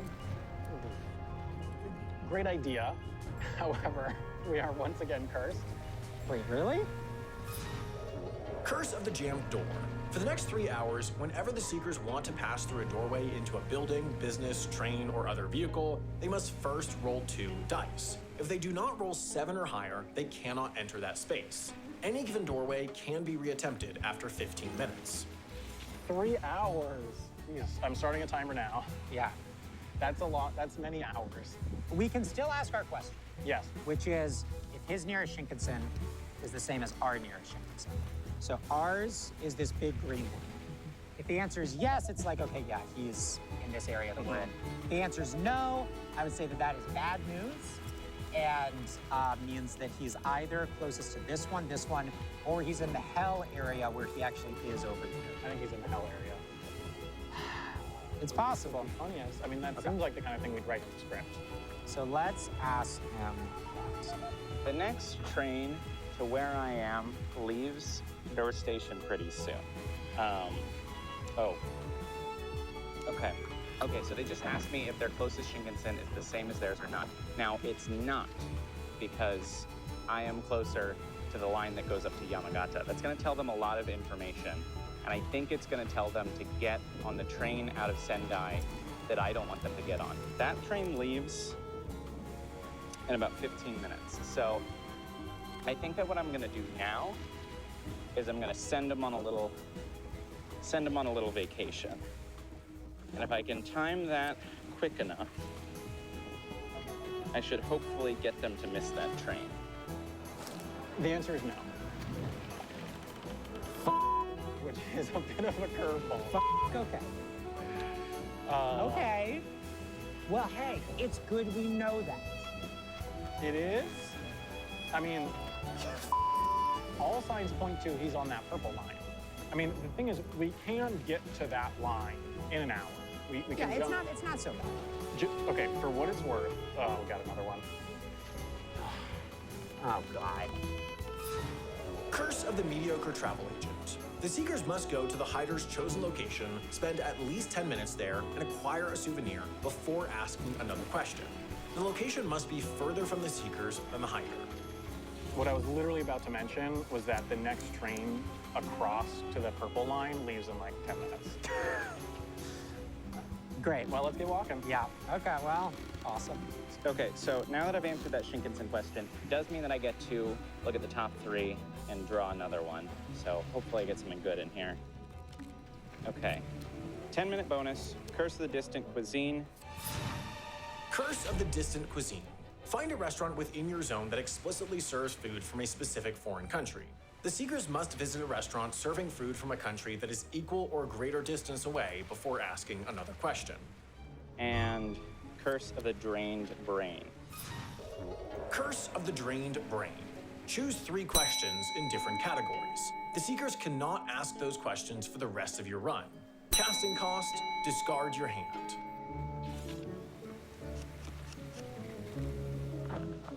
I don't know what to do. Okay. So between these 3, 10-minute bonus, it's just not that big of a bonus. Curse of the Distant Cuisine, it's gonna give them too much information. I don't wanna tell them about any restaurants that are here.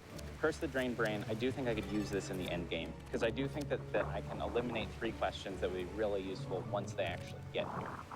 All right, we're almost at the stupid park. Why are you already bad-mouthing the park? No, I'm sure the park will be nice. All right, Sam, we have to enjoy a 10-minute vacation and find a souvenir.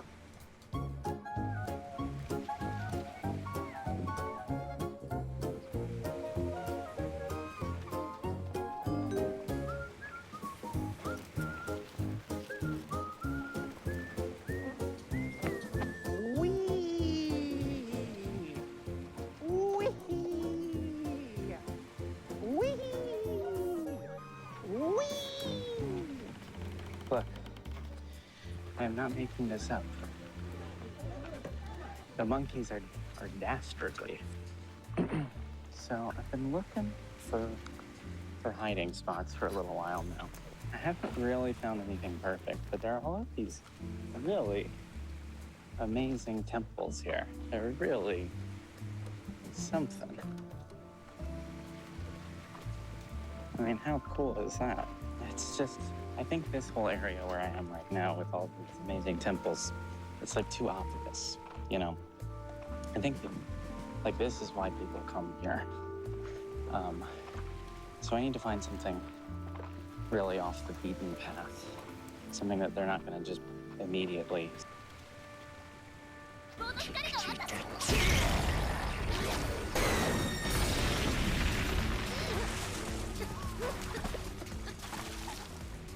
そうです。あなたは選ばれたんですよ。我々の進化のために。さあ始めましょう。ちょっと待ってくださいよ。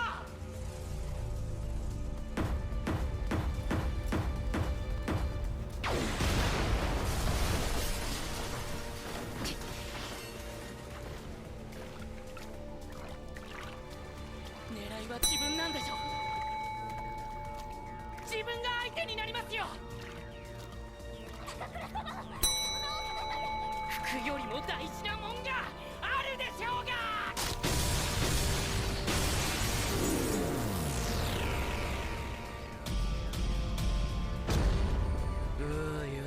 帰りてえぞ。そうでしたそうでした。あなたのバナナが欲しいんです。しかし2人同時というのもできます。我々3人いればね。これはこれは我々3人の念力を合わせることができる。強いぞ。その中では変身は愚か。立ち上がることさえできないでしょう。しかしこれには一つ欠点がありまして、我々もその中には入れません。なので彼にあなたたちが動けなくなるまでボコボコにしてもらいましょう。やめて。そんなことしたら死んじゃう。お願い。やめて。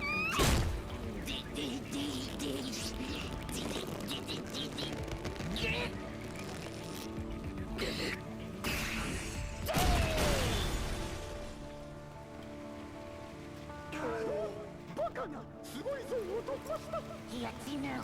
我々の念力が何者かに押し返されている。しまった女の人が来た。ももちゃん、会いたかったぜ。オカルのバカ。クソ女とイチャついてんじゃねえよ。その面絶対に忘れねえ。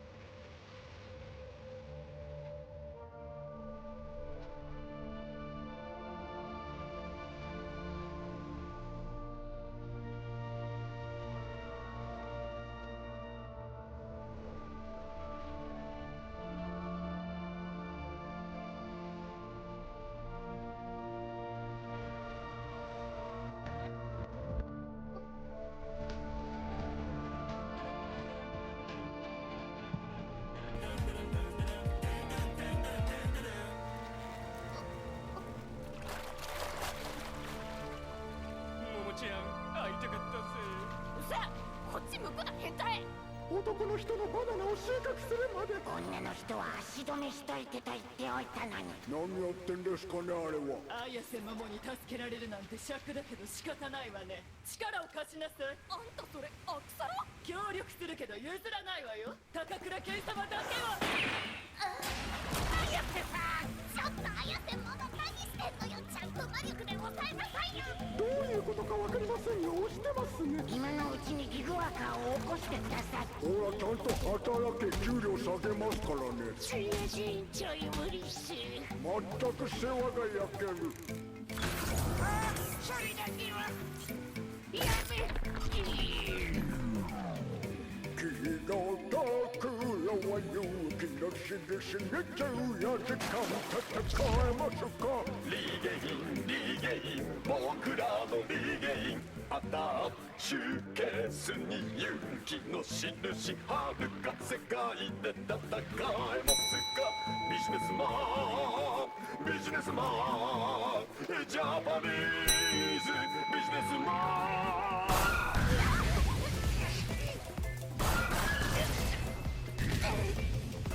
そう彼らをボコボコにして動けなくしてください。イライラするわ。その名前出したら死ぬぜ。強い我々の念力が押し返される。ギゴワーカー、あの女の人を狙いなさい。そうはさせないわ。私をほっとかせないんだから。なえるぜ。あの念力みたいのがなければこっちのもんですわ。タイムアッパーカッ攻撃が見えない。あいつやばいじゃん。よけた。見えちゃうぜこいつのパンチがよ。私にはおパワーが足りないってそう言ったわね。ならお急所にお何発もおぶち込むまでよ。私と高倉様が一体化してるわ。ちょっとお前らくっつきすぎ。そんなんじゃ一緒にぶっ飛ばされるぞ。あらやだ嫉妬。ちげえわ。ももちゃんナイスアドバイス。自分不器用だからよ。てめえら死ねてるか。すいません綾瀬さん。ちょっとちゃんとしてよ。あいつらの変な力を抑える係でしょ。全く使えないですね。給料をさらに6割カットです。そう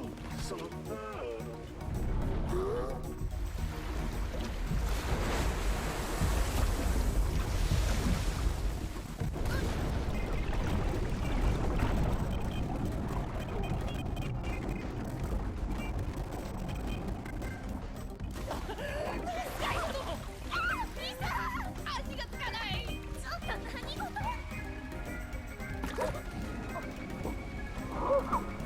壁も天井も水になってんじゃん。あ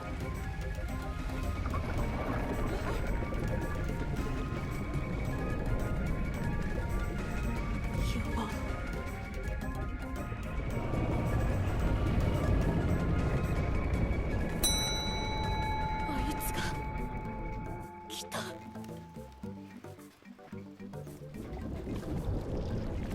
やばいやばいやばい。一旦逃げるよ。ちょっとなんであなたが仕切ってるの。リーダーは私でしょ。ネッシーだ高倉君がワクワクしてる。かわいい。てめえら。いや神声師だから神師と言うべきか。そうじゃああんたら仲良くネッシー見てればうちは逃げる。へえ、あれネッシーって言うんだ。高倉君、博学。ちょっと何をやっていたんですか。女の人を全然足止めできてないじゃないですか。あなたの給料も6割カット。なん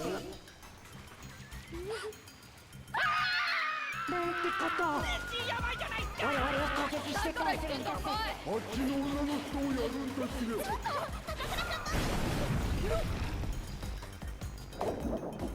白鳥さん。あいつの攻撃。ビジネスパンチ。あいつ水中の方がパンチ力強くない。まさかシャコと同じ特性を持ってるシャコ星人。俺ちゃんは水の中でこそ本気出せる天使。水中での俺ちゃんのパンチ力は地上の自分。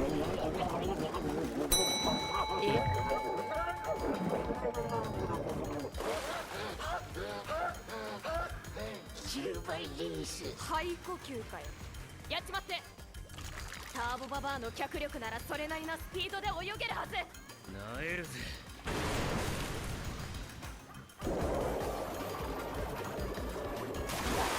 死ぬ。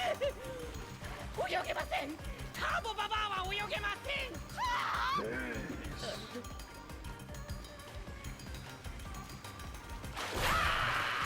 最悪なんだけど、どうやって戦うのよこんなんで。自分だってわかりませんよ。もたもたしてたらやばい。あのバカ女早く助けないと溺れ死ぬ。綾瀬さん、超能力は真下まで行ければ届くけど、シャコ野郎が邪魔で近づけない。じゃあ自分があいつの気を引くんで、綾瀬さんはその隙に白鳥さんを。何言ってんの。そのまま突っ込んだってバカ女と同じことになるだけだから、厄介事増やさないでくれる。そんな言い方ないでしょ。自分だって役に立とうって思ってんですよ。それで面倒増やしたら意味ねえだろ。だからさっさと逃げようって言ったの。いつまでもイチャついてんのが悪いんだよ。イチャついてませんし。イチャついてんじゃんずっと。中庭であの女押し倒してたじゃん。やっぱ気にしてんじゃないですか。してねえわ。どっかの嘘つきがバカ女と何しようがどうでもいいわ。待ってください。どうでもよくないならよくないってちゃんと言ってくださいよ。気にしてるならちゃんと自分に言い訳させてください。他の人にいくら誤解されようが全然いいですけど、綾瀬さんに誤解されるのは嫌だ。綾瀬さんにはちゃんと分かってほしいんですよ。下がんなよ変態。すいません。そんな格好で何言ってんの。綾瀬さん。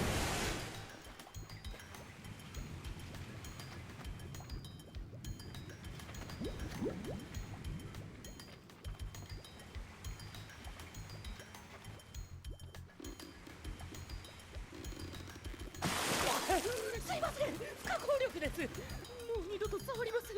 それいいじゃん。は？オカル、じっとしてて。よし、やってみるか。無駄なあがきはやめろでーす。なんじゃそりゃ。オカルを強く握って前に押し出す。生きのいい魚を捕まえるように超能力で動かして、それに乗る。俺ちゃんの攻撃からは逃げられないでーす。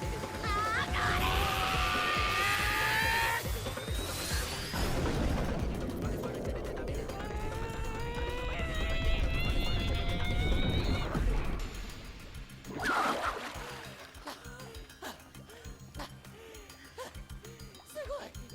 天才使いやせさん。知ってる。おいバカ女、起きろ。かなり水飲んでるかも。悪く思わないでよ。強制蘇生。白鳥さん、よかった。これ夢。アホか。まだ何も解決してねえわ。服脱いで。水の抵抗あると動かしにくい。私が脱ぐときは結婚しようって決めてるの。脱げ。上に逃げるなんてずるいでーす。今俺ちゃんあいつら追い詰めてるでーす。もう少し時間をくれでーす。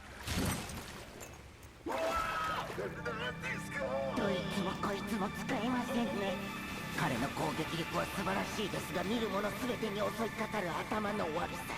ギグワーカーは水中での攻撃力は高いですが、息継ぎを多用するあまり敵に逃げられる始末です。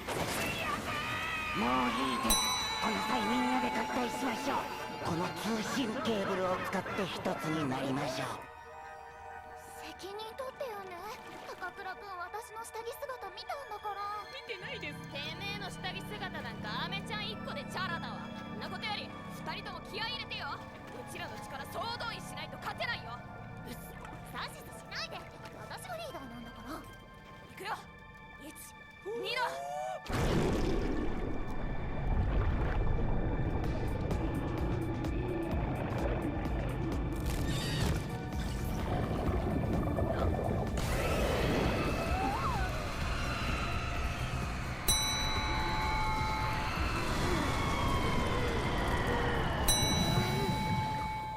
残念、水入れですね。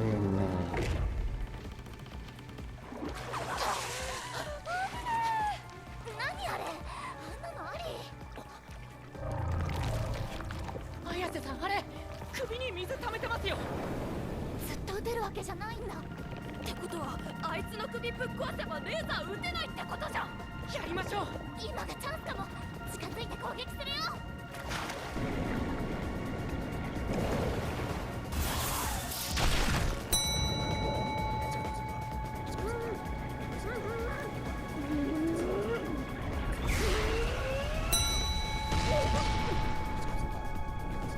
今あなた高圧縮水流しかないと思いましたね。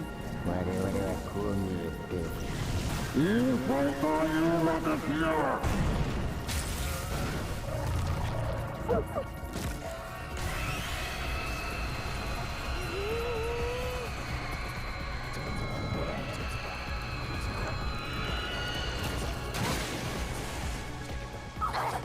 バカ女、しっかりしろ。大丈夫か。痛い。大丈夫じゃない。なら大丈夫だ。あいつパンチ野郎が腕ついてるし、いつの間に合体してるの。あれじゃ近づけないじゃん。セルコ星人の野郎、初めからネッシーの弱点を補うためにパンチ野郎連れてきたんだ。強すぎる。レーザービームにシャコパンチ。地上ならまだしも水中じゃなすすべなしですよ。わかる。今なんつった。なすすべがないっす。それじゃねえ。今シャコパンチって言ったろ。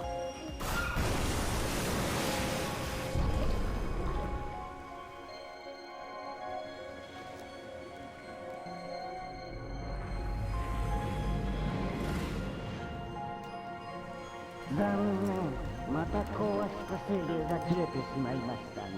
まあしかしあなたを殺す方法はいくらでもありますので、あなたはとても危険な人なので、まず殺してから解剖します。溺れ死ぬのを待ってもいいですが、少々時間を使いすぎました。殴り殺してもよろしいでしょうか。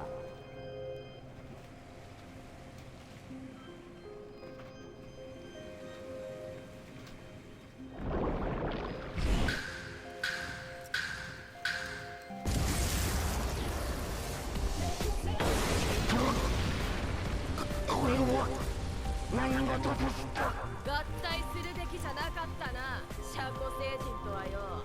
シャコのパンチ力は水中では史上最強だけど、地上では本気のパンチは絶対に打てない。あいつもね。もし本気で打ってたら今のてめえみてえに自分のパンチの衝撃で破裂してたはずだぜ。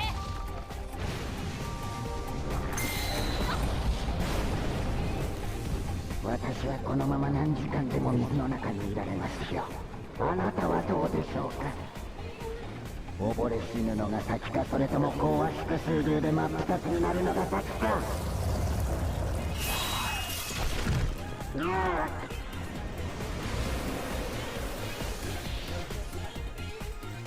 自分は泳げねえがよ。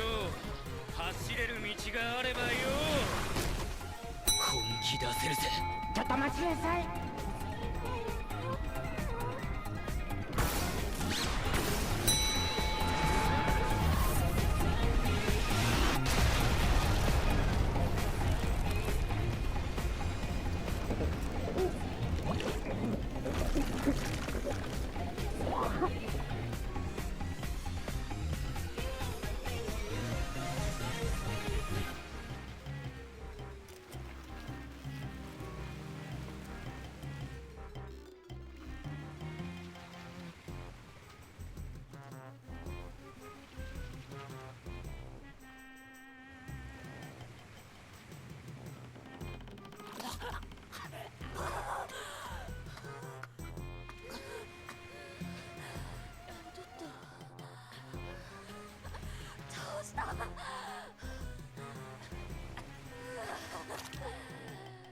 地面が硬い。廊下だ。ありがとう。硬いのありがとう。何ですかそれ。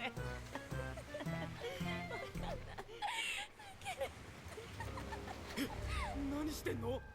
こいつら全裸で抱き合ってるぞ。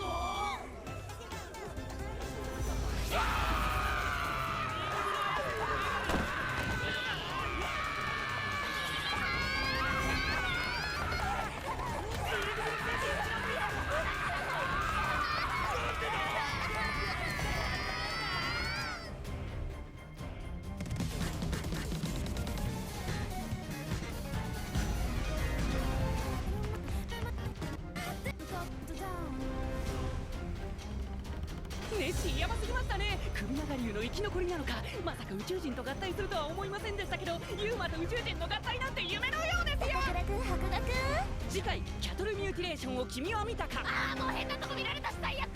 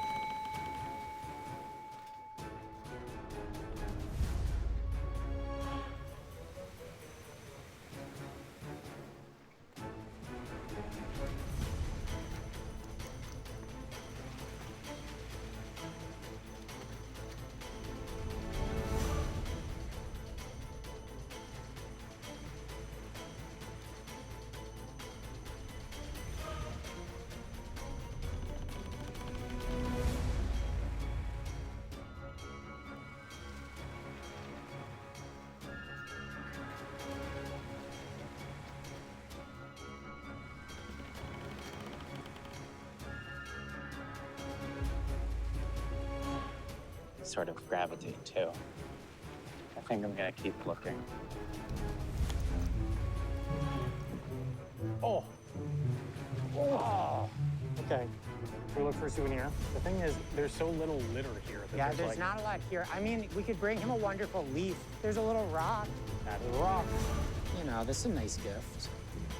Here's a bigger rock. It does have a better shape. I do agree that this is a better rock. All right, I think we can do this rock. So the second that our timer is done, we want to hit him with the radar, right? The 20 yeah, what are you doing? to 50 mile radar. You're gonna hit it. I was doing it for you. Oh, okay. Well, that's an interesting choice. So we want to hit him with the 50-mile radar as soon as we're done, right?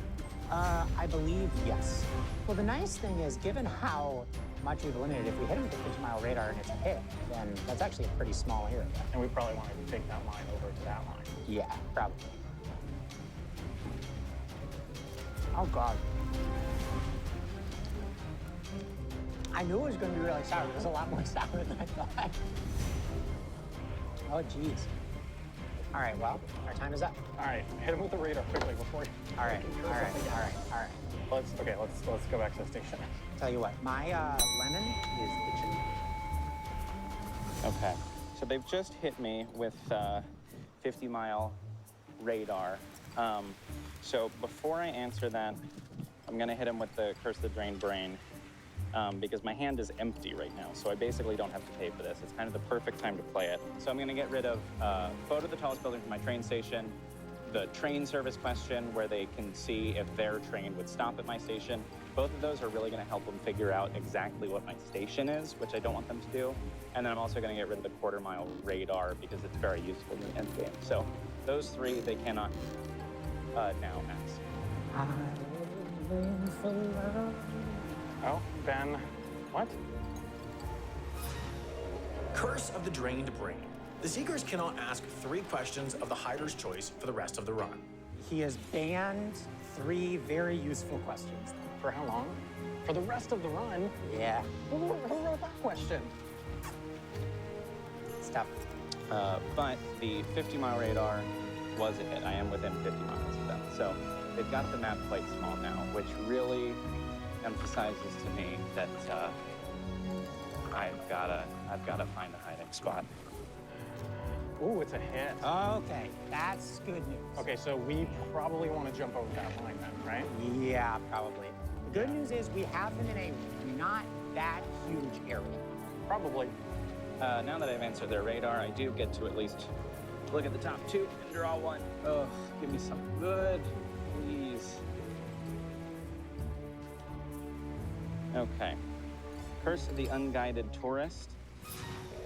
Curse of the Unguided Tourist. Send the seekers an unzoomed Google Street View image from a street within 500 feet of where they are now. Without using the internet for research, they must find what you sent them in real life before they can use transportation or ask another question. And a discard 2, draw 3. So Curse of the Unguided Tourist, that could be useful to basically prevent them from getting on a train again. Discard 2, draw 3. I just don't think that's going to be that useful to me now. So I'm going to keep this curse, and hopefully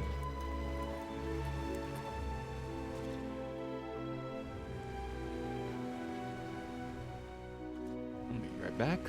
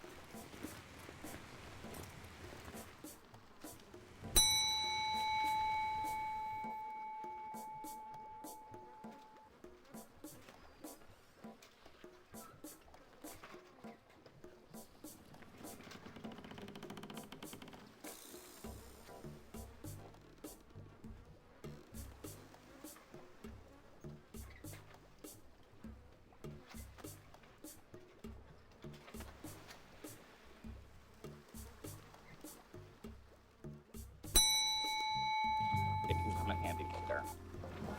Okay, Sam. So this is the entrance. Do you have it zoomed in so we'll be able to see the die? I would hold it. I would maybe Square. It's square? Yep. Nice job, Adam. We can go Okay. in.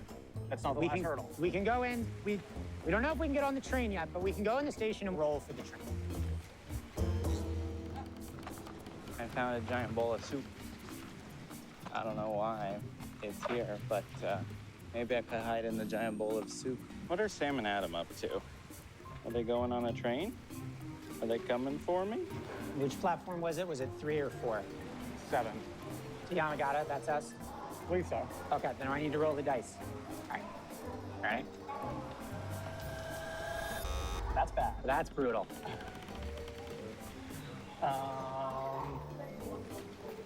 Well, we've got more time to formulate a strategy. It kind of looks like they're not on the train. No, they're still in Sendai, which either means that they have not yet figured out the line that they need to go on. I mean, I guess the other option is that maybe the curse of the jammed door locked them out of the train. It'd be pretty spicy. That's brutal. Wow, this is really brutal. We need to figure out what the to do here. Huh? We need to figure out what to do. Here's what I think we should do, Sam. While we have all this time, we could ask for a Strava map with the 6 turns, and we could try matching it to all of the I was going to places. mention Strava map. We know Strava map is useful. Yeah, okay. Look, Ben has gifted us with time. Let's use it. Okay, so just to be clear, what we're gonna ask for is he has to walk a half mile on Strava and make 6 turns and then send us a picture of that outline. Yeah. And then we're gonna try to match it. Let's do it.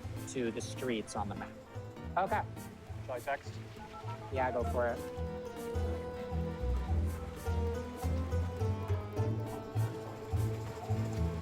I feel like I'm already kind of out of the way out here, but I'm gonna keep looking around.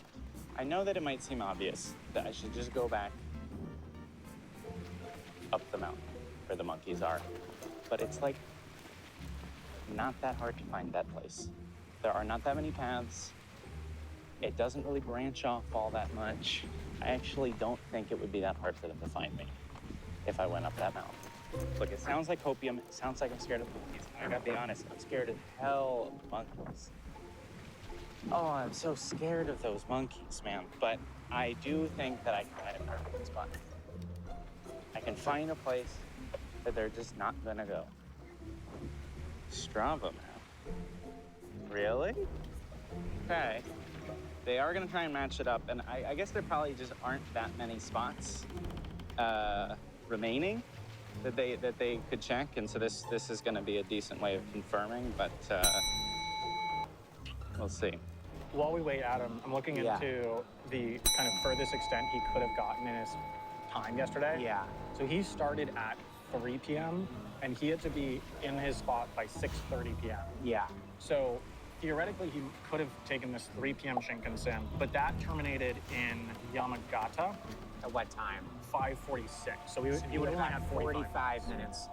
So this is really useful. So he needs somewhere within a 45-minute radius of Yamagata. But let me see. So Shinjo. He could not have gotten to Shinjo. Could he have gotten any of the stops like before Shinjo? Yes. He could have gotten as far as Higashine. Higashine. Yeah, I see that. So eliminate everything north. Yeah. So that's good. So this is great. So we can exclude, if you're right, we can exclude all of this. So that means then, Sam, it's actually very limited. He could be on this part of this line that we're about to go on. Mm-hmm. He could be on this Shinkansen. He could be on this line, or he could be a little down here, but that's not a lot. No. I mean, that's quite limited. This is going to help our Strava searching, I think. Yeah. I think that with the Strava, we might be able to lock it in. Okay. We're walking. We are walking. You know how we be. Oh, I should have eaten something other than that melon thing. Okay. Back to the end of the platform, because we're about to get the Strava answer. Let's make sure that we have looked at all the lines, because the transfers could exclude stuff that is unintuitive. Yeah. What about the line that goes up from Yonezawa? Okay, no. So he couldn't have taken that line either. So this line out of Yamagata, the transfer was after 6:30. Okay, so that's eliminated. So I actually think he has to be either on the Shinkansen or on the line we're about to take. Yeah. They're looking strong. This is going better for us than we thought it was, honestly. Almost uncomfortably so. I actually think he is going to be on the line we're about to take. Because I don't think he would do a Shinkansen stop. It would be weird to do a Shinkansen, but like, these towns are just like nothing. I don't know, Sam. I mean, Yamadera? That's exactly what I'm looking at, actually. Because it has a lot of tourist shops. It has stuff. Definitely touristy. I mean, I like the sound of Yamadera. Walking.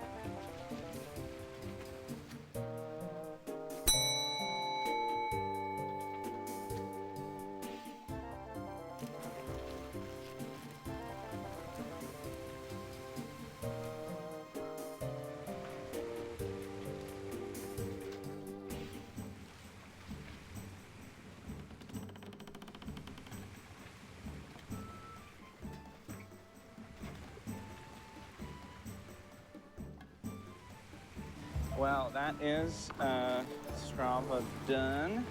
Whew. All right, well, means I get to draw another card. Ooh. Okay. Discard 2, draw 3. Not really that useful right now. Maybe later. Okay, he has sent the Strava map. That's an interesting shape. No, I mean, this Strava shape definitely changes my thinking about this line. Ukunikawa. Doesn't match that at all. He's not in Takase. Let's check Yama whatever. Oh, yeah. Yes, that's it. That is that's yeah. it. You see that? Oh, yeah. That is it. Yamadera? Yeah. Benjamin Doyle. I believe that Benjamin Doyle is at Yamadera Station. Your goose is hooked. We've hooked your goose, Ben. All right, well, back to looking for a hiding spot. Just gonna keep looking. And as soon as they start heading this way, I'll just have to pick.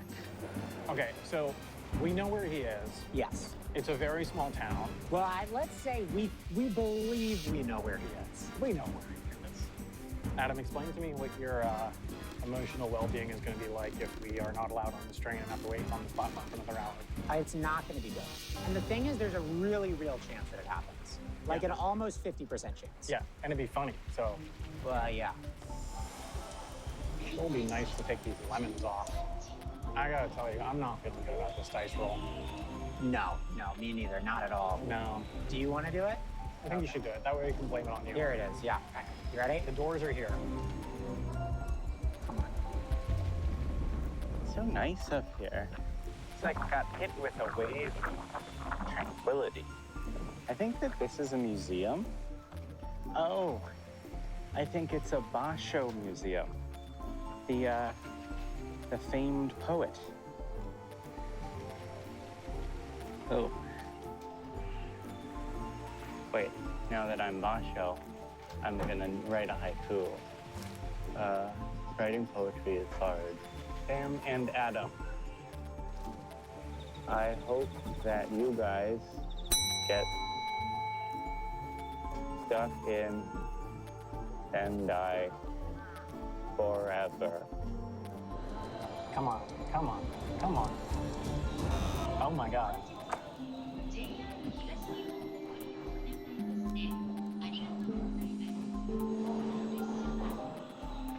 Well?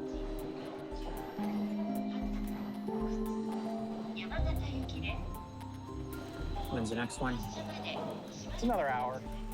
Hey, but good news, Adam. The curse will be over by then? I think so. Awesome.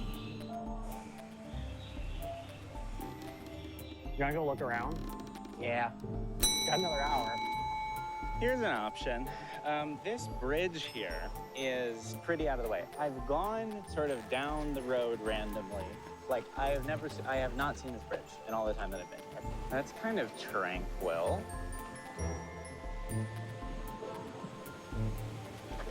Now I'm gonna keep going. I'm gonna keep going.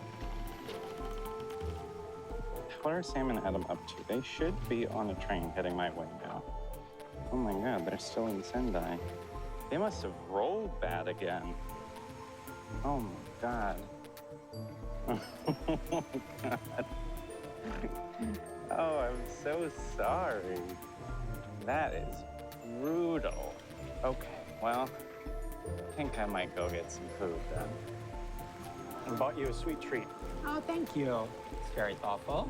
Let's go outside and try it. Welcome to this episode of Choo Choo Choo Derailed. Welcome to the snack zone.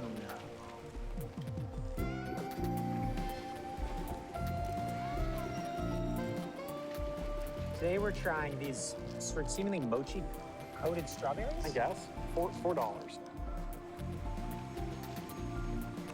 I mean, that is luxurious. Ooh, things could not be going better. I do not know exactly what this is. Ooh. Oh. Oh, that's delightful. Oh.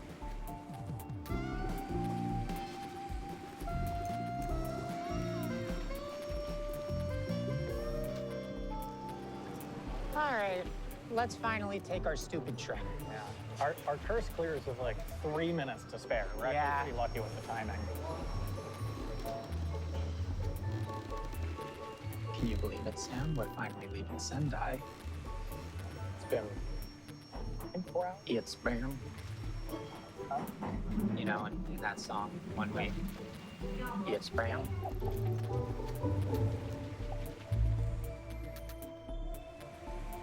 All right, well, it looks like Sam and Adam are on the move and they're heading towards me. Given how long they've had with that Strava map, I gotta just assume the worst and assume that they know exactly where I am and that they're coming straight for me. So here's the situation. I've been scouring every inch of my zone. It is tempting to want to go into the woods, but there are kind of 3 different trails that I could take. There's this one, but in order to get up there, you gotta go through this temple, and that closes soon, so I can't do that. The same situation with this one. This is where I started the day, but you gotta go through the cemetery to get there. The cemetery also does seem to close. I went up here to the trail by the Basho Museum, but that just seemed to be, the trail seemed to be closed. So I think that I kind of have no choice but to hide somewhere in town.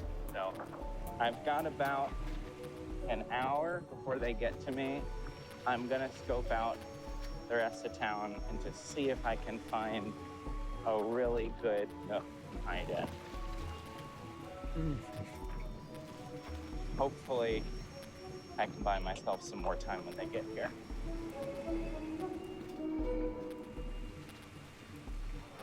Yeah, we're getting into towns now, so it'll be more scenic.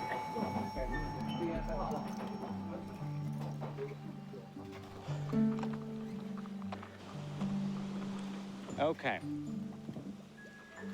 Hello. I think that I may have found my hiding spot. I'm right here at the edge of my zone. There's this bridge right here. Right under there.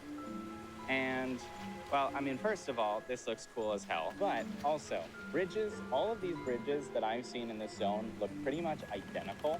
And so, if they use photos to determine that I'm under a bridge, it's actually probably not going to be that helpful because there are quite a few bridges. And if they're checking all of them, this is going to be one of the last ones that they check. So I think that there's a very good chance that that will buy me a bunch of extra time. Let's go down there and scope it out. Yeah. Oh, I kind of love this. I think this might be my spot. I think I'm just gonna post up here for now. If they get off my station and the end game starts, then good luck finding me. Gotta hope that I can buy myself some extra time. Okay, this is nice. Oh, looks like a good spot. Pretty. All right, Adam. Yeah. We are going to arrive in like 6 minutes. So we need to decide when we're hitting him with what. Yes. I think the second we get there, we need a picture approximately of his hiding location because the worst case scenario is he hits us with some curse and we need the ability to just search without a curse. The 3 smart options are photo of him, photo straight up, photo of the tallest thing you can see. If he's in the woods, he's in the woods. All the pictures will show the same thing, except for maybe the tallest things. Maybe you can see like the shrine from the woods, and then we can figure out what angle he's looking at it from. Yeah. So I think we go with that. Yeah. Okay, let's try tall structure. What are the odds that we're just completely wrong? Not 0. Whew. All right. Well, it looks like Sam and Adam are almost here. Seeing as they haven't really asked any more questions, I figure that they've probably figured out that I'm here. So I think they're gonna be here momentarily and start searching for me. But you know what? I'm in my lane, I'm flourishing. I got my curses, got my tracker, I got my snake. Oh my God, it moved. Oh my God, no.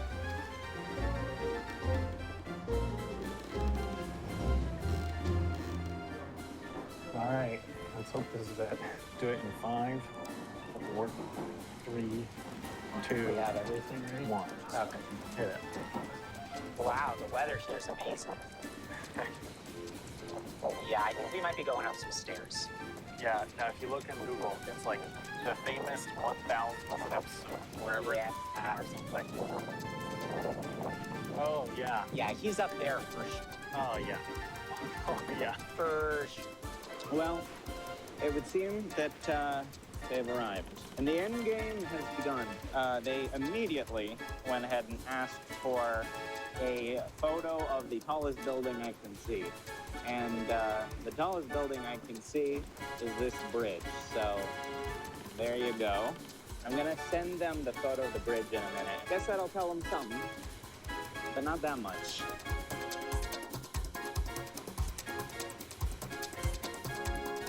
Oh, this is it. This is it. This sign was in it. Yeah, that sign. Here, let me pull it up. Sam. Yep.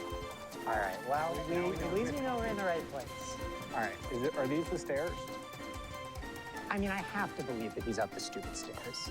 We should at least start climbing. Yeah, we should start going up them. He'll send his pictures soon. Honestly, the very big brain move by Ben would be to not climb. Yeah. Because like this is like, you know, immediately you think, oh, he's gonna be up there. And then we walk all the way up there. Like, Ben's not here. They're going up to like the temple. This is in fact exactly what I predicted, is that like the thing that this place is known for, because I can say it now, Yamadera. The thing that Yamadera is known for is the awesome temple they have at the top of the mountain. And it seems like Sam and Adam went right to the base of that big long path.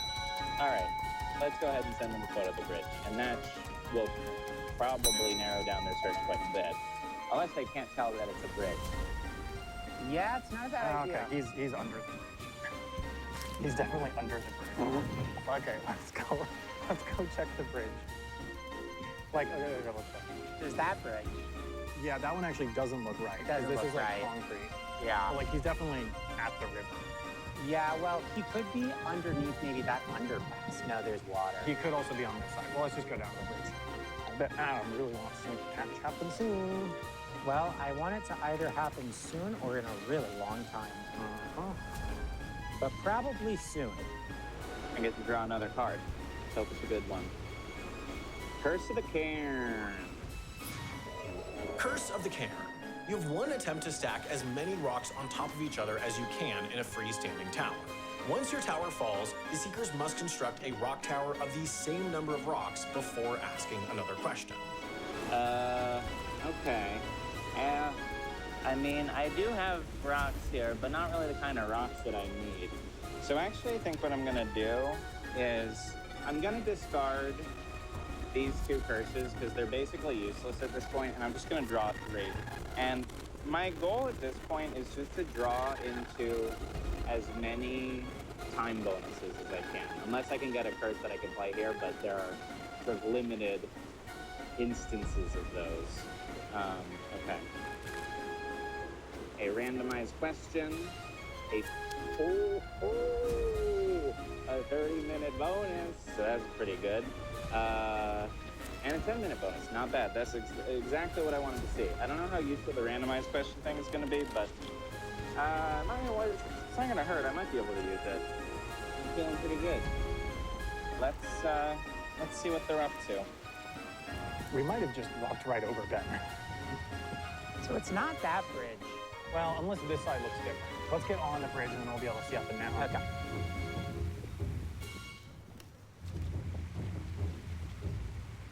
Yeah, so like, under here is brick. Yeah. So it's not that. It's not that. It doesn't feel like it's that, because it's like a flat wall. I mean, there's a bridge down there. Perhaps Sam and Adam will not fall into the same trap as last time, but last time in hide and seek, as you remember, I hid under a slide. In retrospect, I really should have picked a spot that I was willing to actually stay in for more than like 5 minutes. And that was very intentional because I knew that they would ask me to send a picture, and it would be very clear that I was under a slide.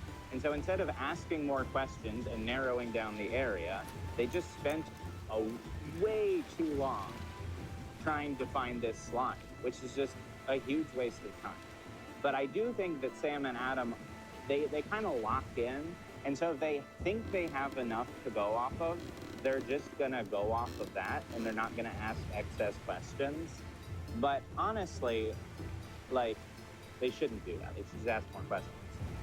This is mostly a Sam thing. Adam might be arguing with him about this. Let's just check the map to see where all the bridges are. Just trying to see, like, do we want to confirm that he is on the river? I mean, we see water.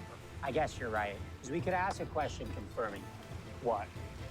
We could compare our distance to a river. Well, I mean, like, we see water. I feel like there's probably something. I mean, really, we just need to go that way or we just need to go this way. Okay. I feel like. Which one do we think is more likely? I slightly think this way. See, I kind of disagree. There's like that highway-looking thing made of concrete this way. Okay. I feel like the thing down there is not going to be like a road.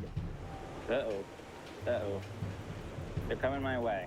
No, go check other bridges. Go check other bridges. Don't come this way. Go check the bridges on the other side. Go. Oh, no, go away. Well, look, the river gets all narrow here. It splits into two. Like this bridge. I wonder if he's under this.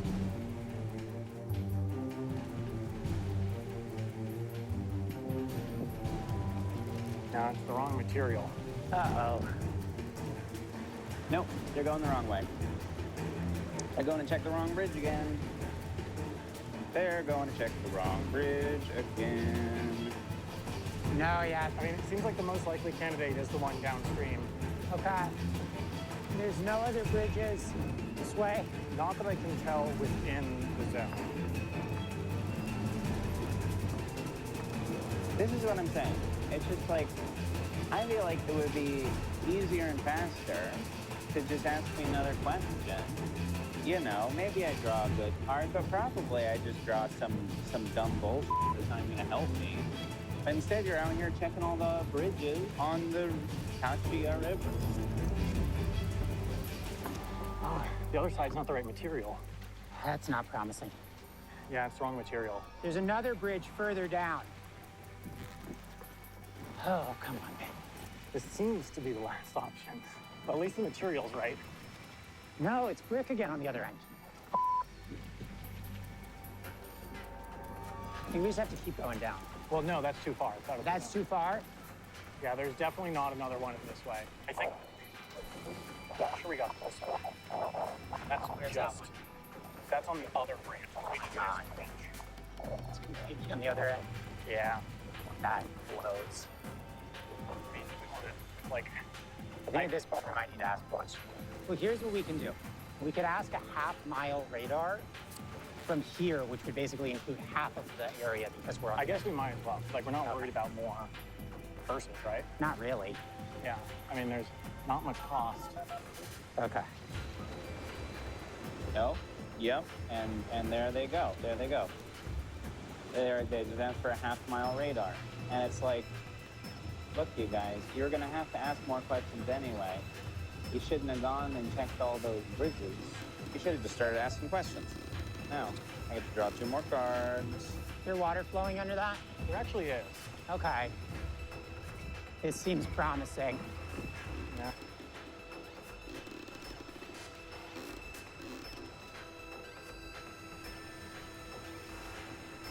Gonna take a bit lunch real quick.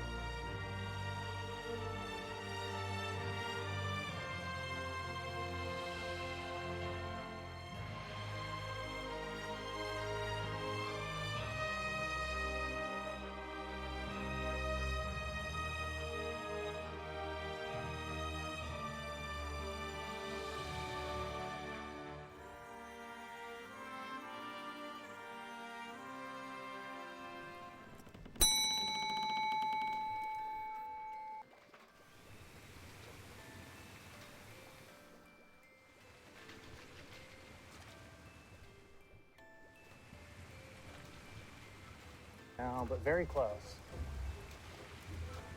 It's a miss anyway. Oh yeah.